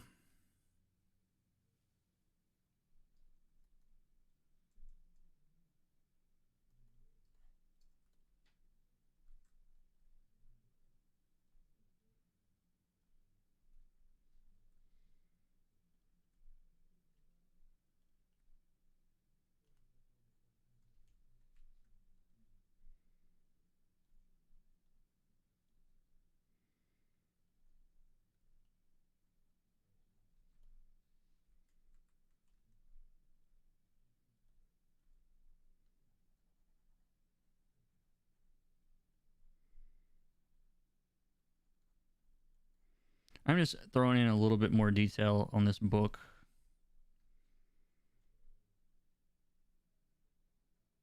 I know I'm jumping all over the place, but this is how I work sometimes.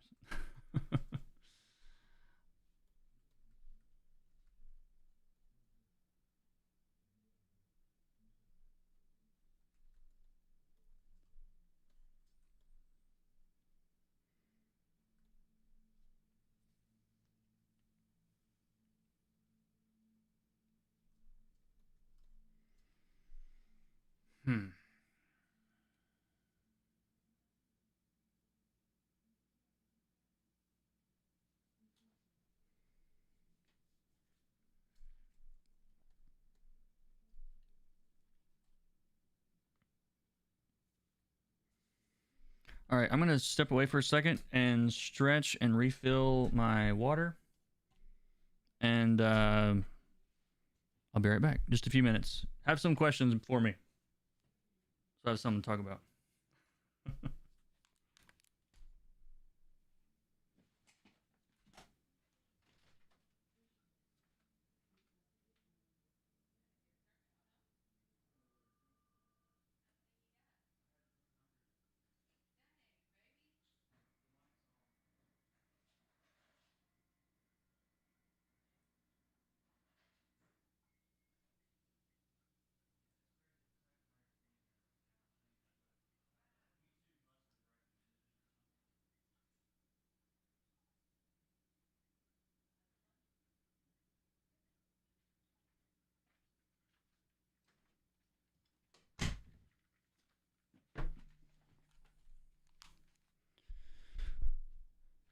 How can I crop everything outside a circle in Photoshop?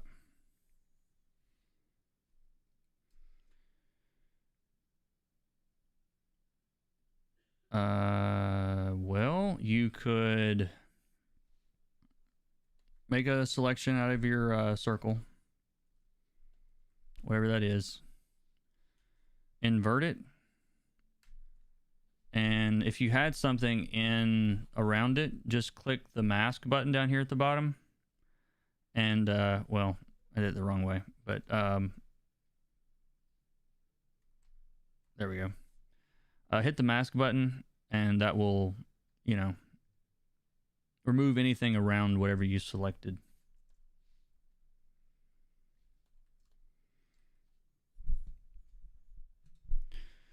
The highlight mode just affect the darkest colors.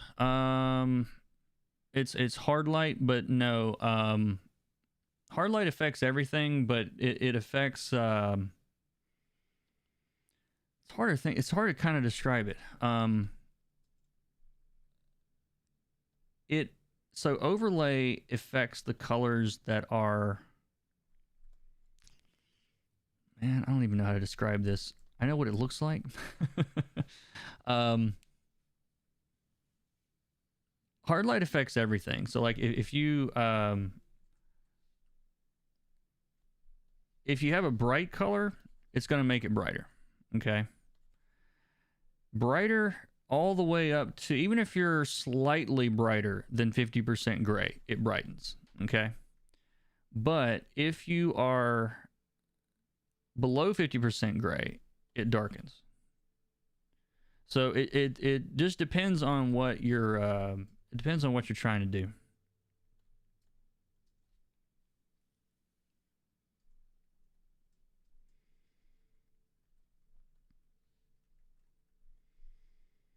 So like if I want to, like I can use hard light as a shadow just by pulling it below the 50% line, and it'll create shadows down here. See what I mean?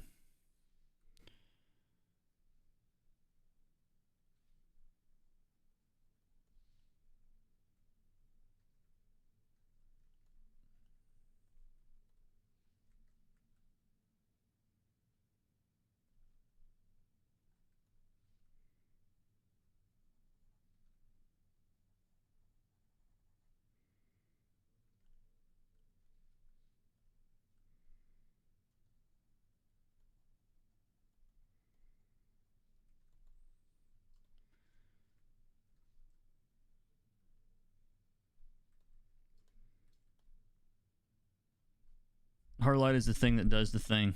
Yeah. Precisely.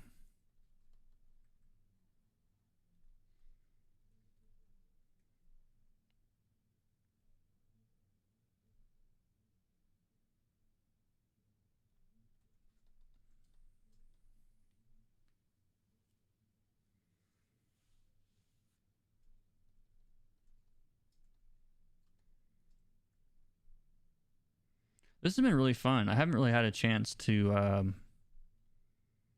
do anything this detailed in a while.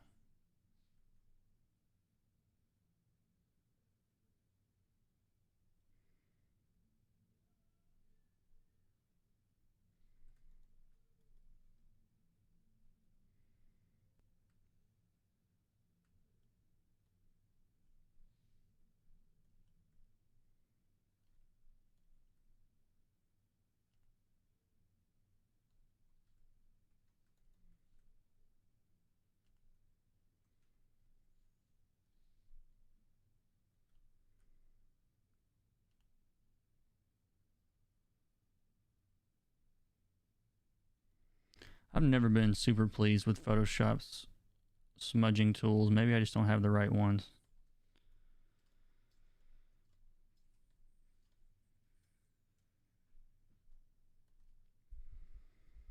I understand the concepts of subsurface scattering, but I don't know how to apply it. So, whatever, think about it this way. Let's say that this circle is skin. And that's the base color, and let's just say this is a highlight color.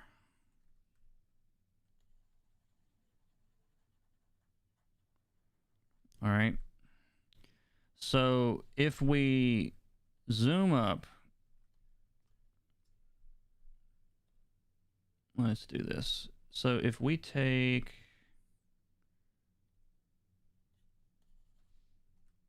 sorry, let me find a brush I want to use. There we go. So like if we were to take, so the light on this is coming at this angle, right? From the top and kind of in the front, like this. If this was, I guess in 3D space, it would be like, hold on, my ugly arrow. Like the arrow's got some thickness here.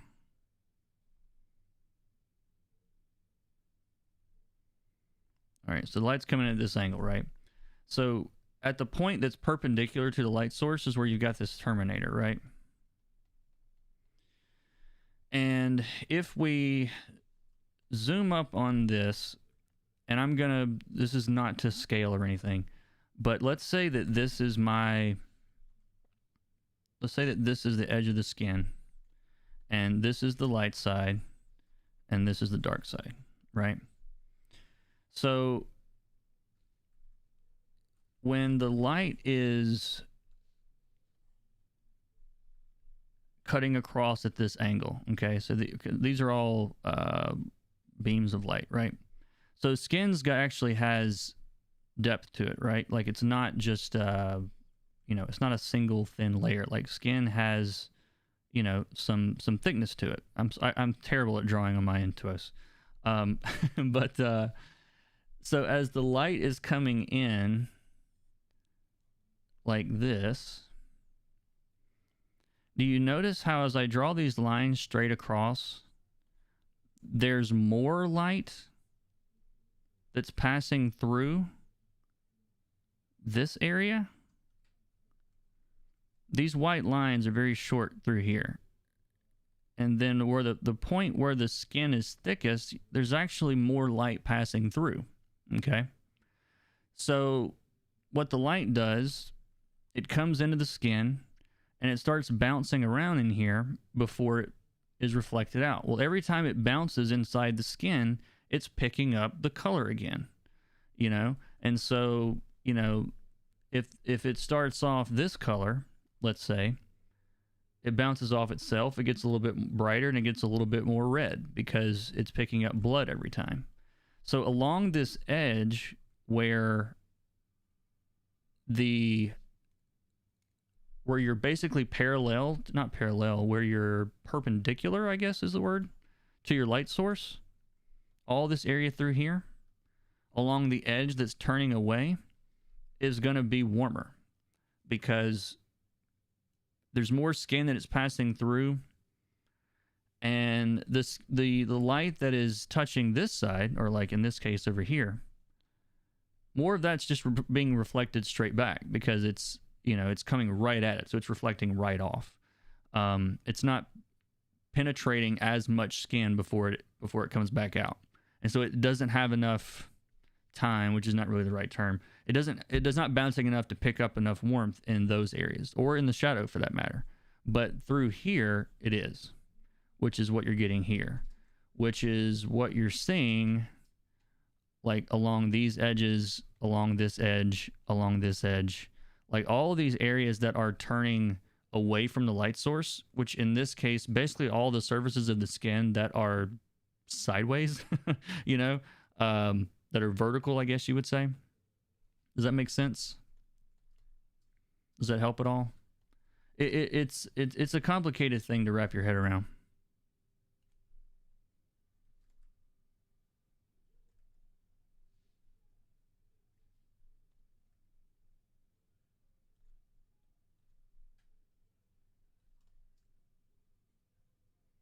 Or it can be anyway.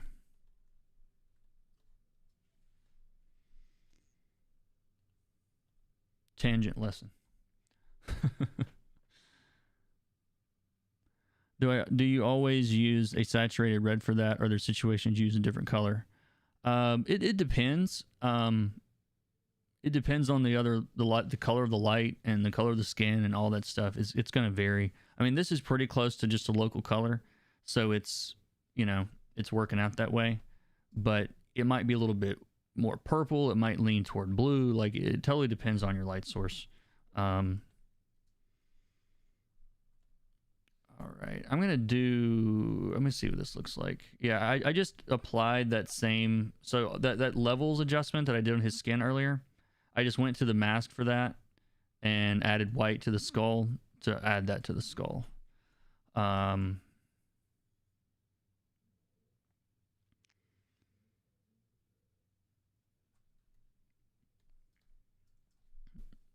Anyway, I think this is pretty close to being done.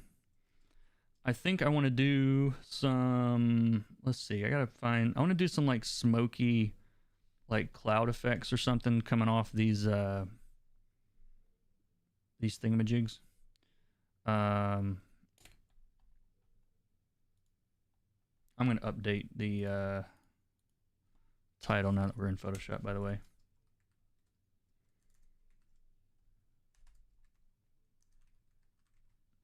Wouldn't want anyone to think that I am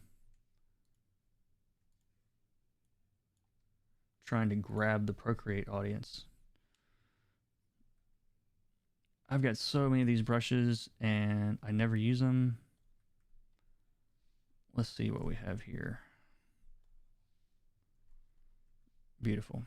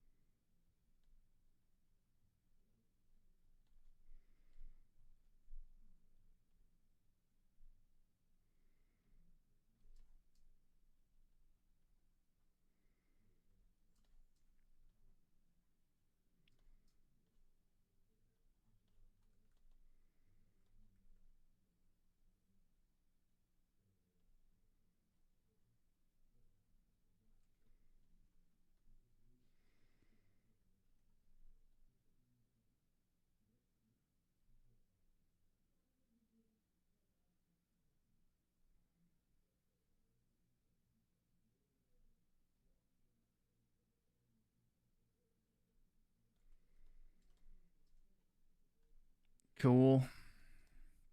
Who is this? I don't know.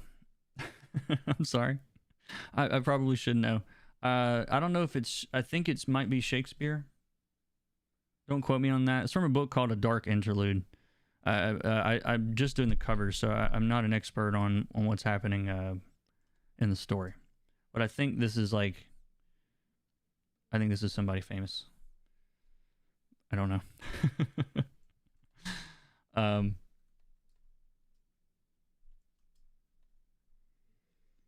All right, I'm gonna try. I'm gonna try something real quick. So there are these things in Photoshop called LUTs or color lookup tables, and they're kind of like Instagram filters, but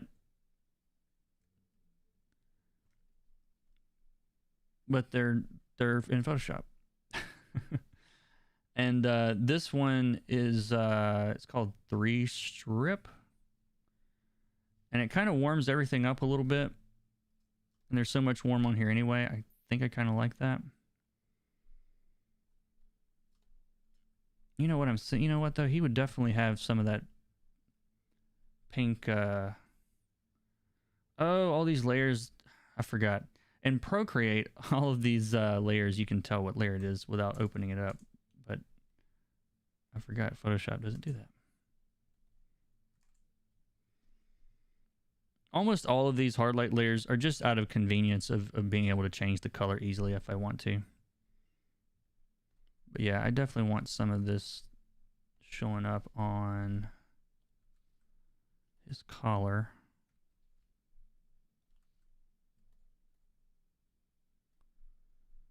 Oh, that helps a lot. That helps a lot.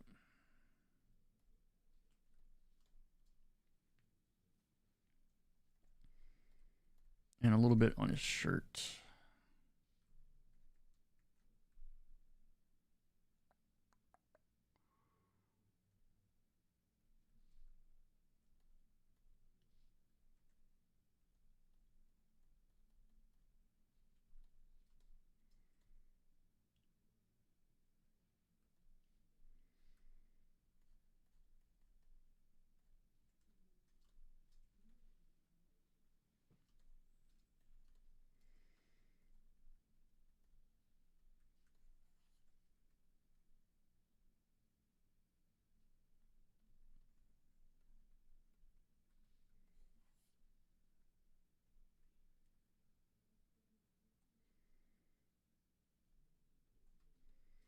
I just darken the other hand a little bit so it's not quite as distracting.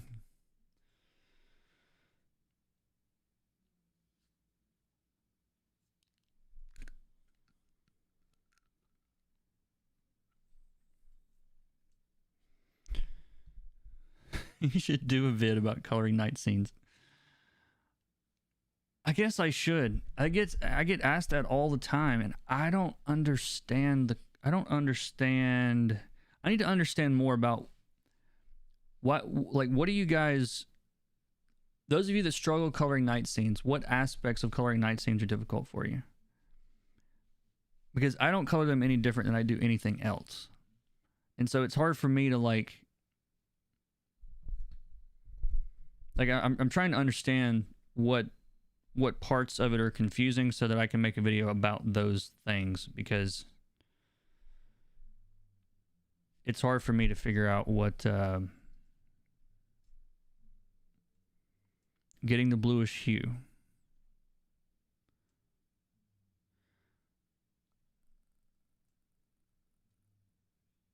Hello from Russia. Hey, how's it going? Gig? I'm probably saying your name wrong. Thank you.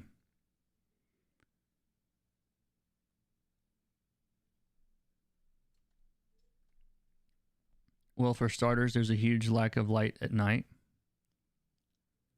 Okay. I'm making notes over here. Not even kidding.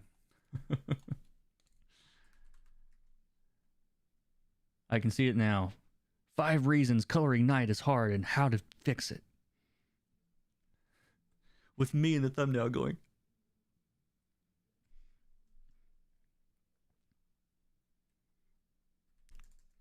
Getting the bluish hue. How dark is dark enough?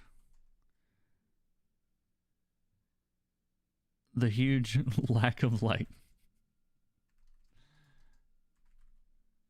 These are good. These are good.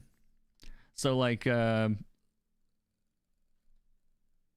think, you know what? Hold on.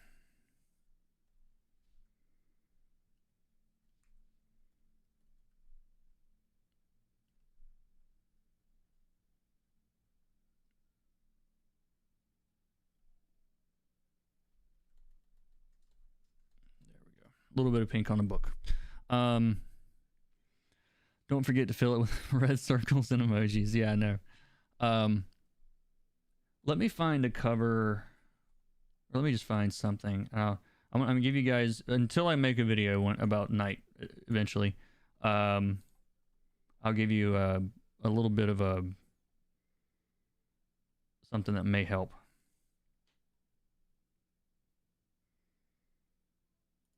I'm trying to see if there's any night scenes in. Where's my shot? Hold on.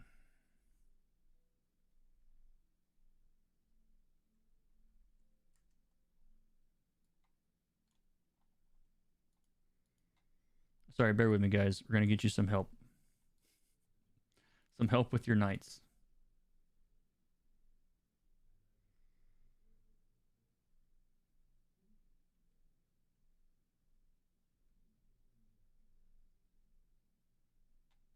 There's no night in number 10. Or not, that's going to be helpful anyway. Whoops, didn't mean to open that. That one was safe anyway, I think.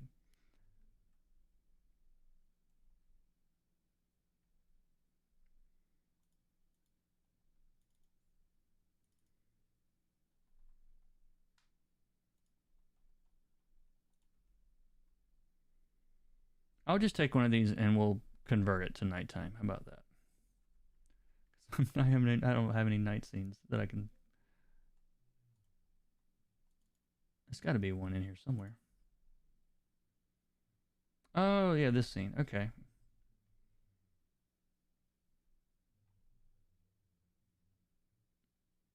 Yeah, we can do this. All right, so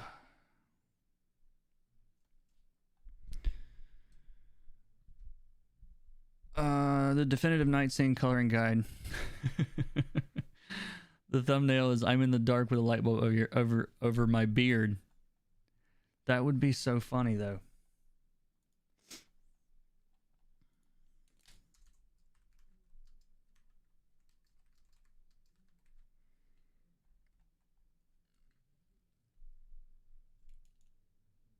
All right, So I'm gonna show you guys how I did this one. Now this is not this is inside a room that's dark. Okay, this is the closest thing I could find for right now, with no warning.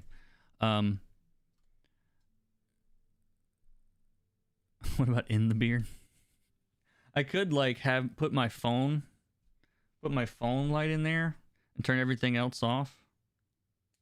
So it'd be like do this. So stupid. Okay, so let's turn all this off.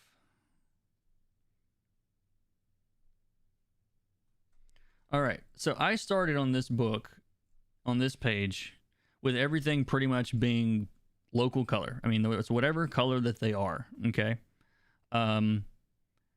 What I like to do as a shortcut to, oh, this is it, sorry. This is just flat. There's nothing fancy about this. It's just a flat, normal layer. You see this hard light layer right here, though? This hard light layer does this. Is this what you mean? I took this color, put it on top in hard light mode, and that's it. My process then continues with whatever color my light source is in the room. You know what I mean?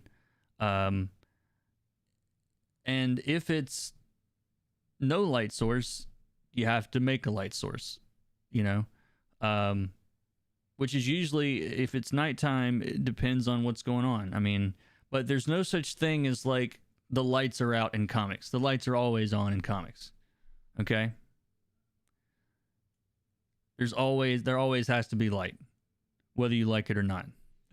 So, I did a video on this a while back. I've done a couple of videos, I think, on this technique a while back. But, I don't know, there's 200 something videos. I don't remember which one they were. But I basically treat this now as my new base colors. I don't actually do anything else on this layer. You can see everything else is above it. Where's most of my rendering? Most of my rendering is here and here on these two layers. But the good thing about hard light is, like, if you did want, like, you know, it to be even darker, you can, but like this is getting into like too dark territory pretty quick. You can only get so dark, right? But you can make adjustments as far as how much of that comes through just by lightening it or darkening it. But just remember that this is comics, and you have to make sure you keep contrast with your lines. Your colors can't get too close to your lines, otherwise you lose the contrast with the lines, and you can't see the lines well enough. So like here, like you really can't see the lines on his suit very well, you know? So either I got to lighten up that, or I've got to lighten his suit or something, you know? But you can tint, the entire thing in any way that you want, you know, with that layer. I'm just changing the saturation of that hard light layer. You want to make it green, you want to make it yellow, you want to make it whatever, you know, it's easy to do. That's how I start them. I mean, but, you know, go find some Batman books, okay? And look at how dark it is, because it's not. It's just not. They're making you think it's dark with the lighting and the colors and all that stuff, but it ain't really that dark.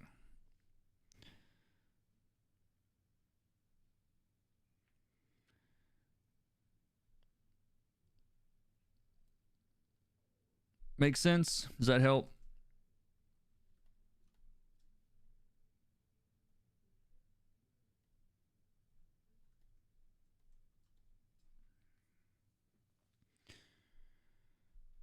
All right, I think I'm almost done here. I wanted to see if there was any other accidental cool effects I could do on this, but I think I kind of like where it is.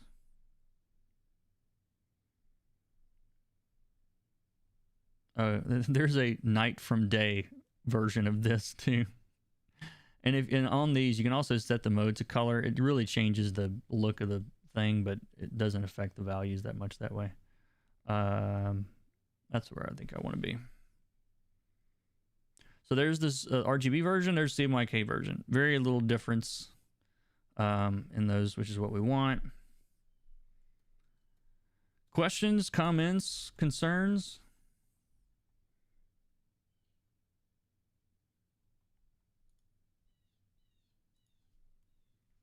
One second, guys. I gotta find my stretchy thing. I'll come back and we'll talk some more. Where is it?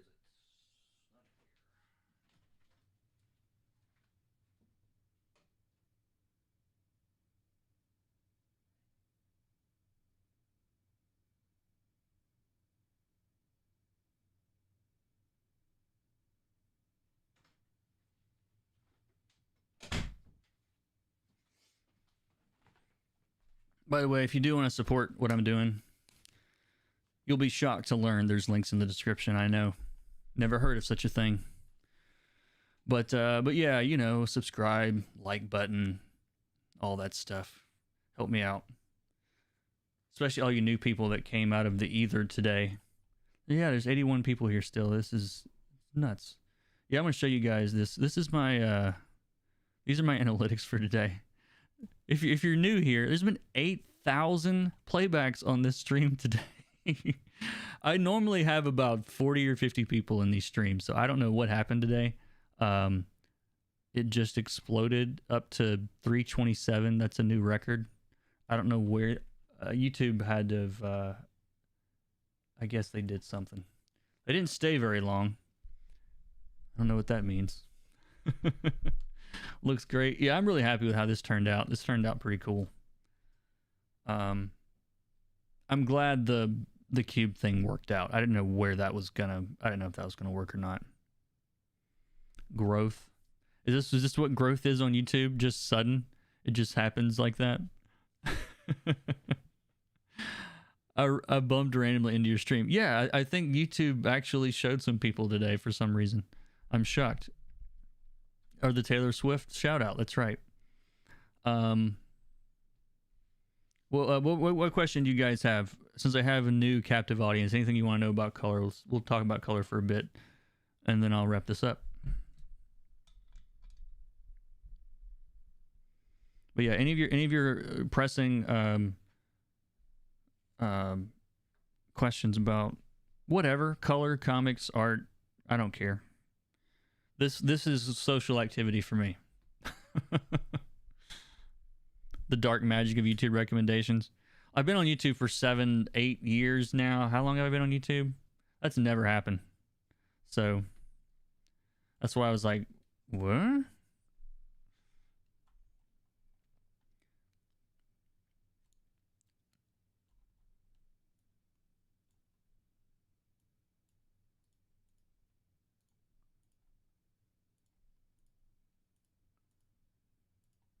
Let's see.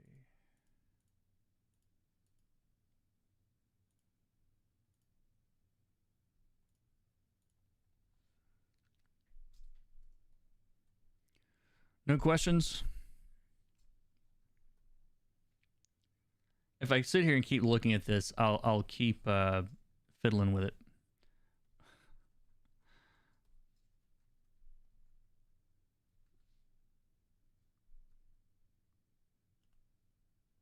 Like adding shadows in places that no one's really going to notice hardly.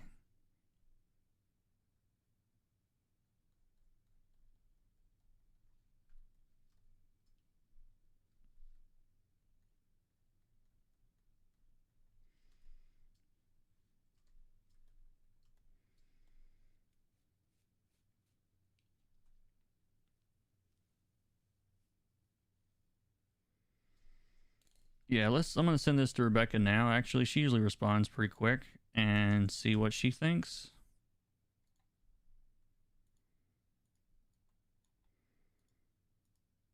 After I get Rebekah's approval, then I'll send it to Vault. I'll see what they think. They usually like whatever we do.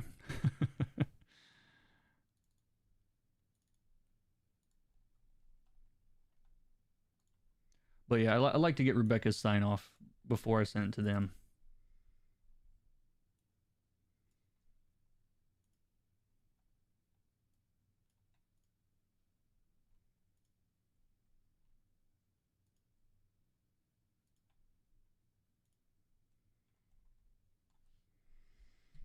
Going to lunch. Oh, thanks, Jason. Thanks for coming by and helping out today. I do appreciate it. I noticed you helping with some answers even before I could get to them. So thanks a lot. Do you do something special to the hair, or you just make the brush thinner? Yeah, it's smaller. Like I don't. Here's the thing about brushes. Like if you can control the size quickly.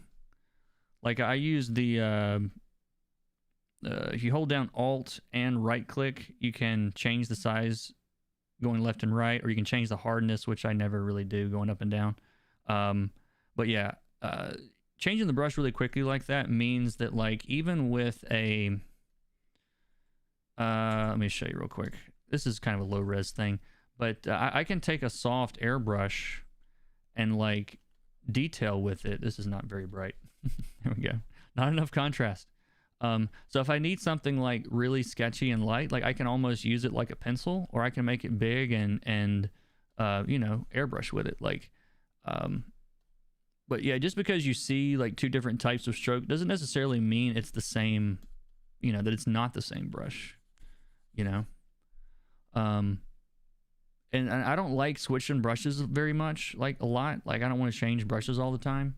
And so I know I've got a ton of brushes, but like, I mean, you guys saw, like, I mean, maybe I switched brushes a handful of times, but like, but yeah, I try not to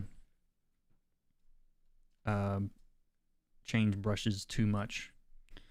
I don't like the way that the smoke is following the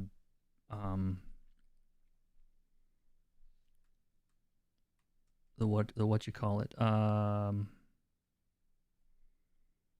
that it? Yeah. I'm gonna liquefy this, I think. Let's do that.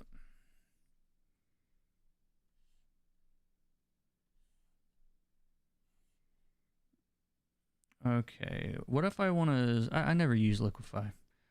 What if I want to see what's underneath it? Does anybody know the trick for that? Like, I don't want to see just the layer I'm on. I would like to see... Show image? No. Show backdrop. There we go. I knew it was in here somewhere. And let's see, what is all this? Forward warp.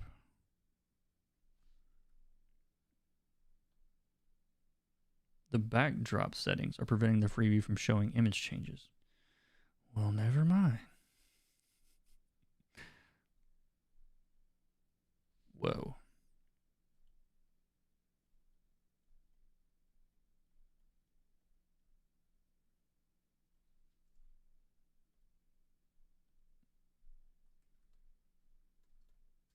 Yeah, that's better. I don't really like this thing down here though.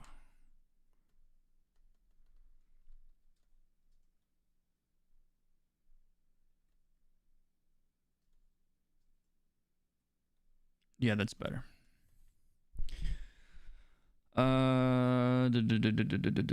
What do you think it needs to make a good comic? Wow, that's a big question. Hello, Arif, by the way. I don't know. Good story, good art, man. That's us. For me, it's art. Like I would much rather. There's so many books that I've bought that I've never read, but just looked at the art. I'm just one of those. I'm one of those people. I do read some comics, but I buy a lot of comics just for the art. Or even just for the coloring, for that matter.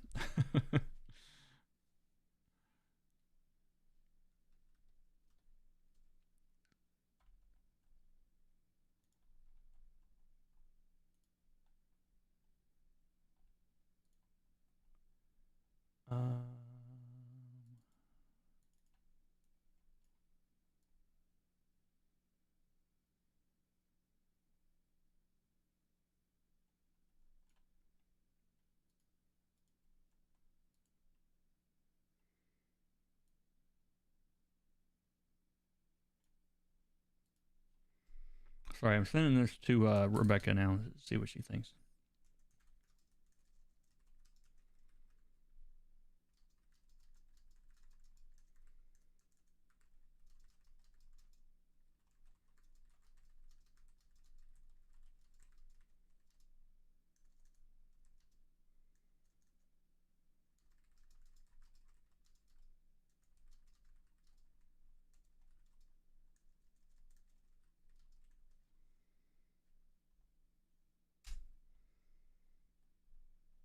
Yeah, we'll see if we pass the test.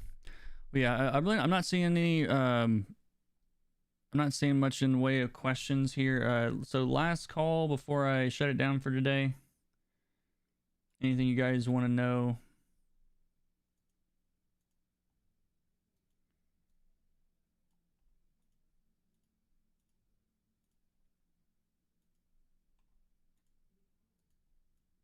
Thank you to everybody that showed up today, by the way. Most of you are gone now, but all the new folks that came by. Been an interesting stream for sure.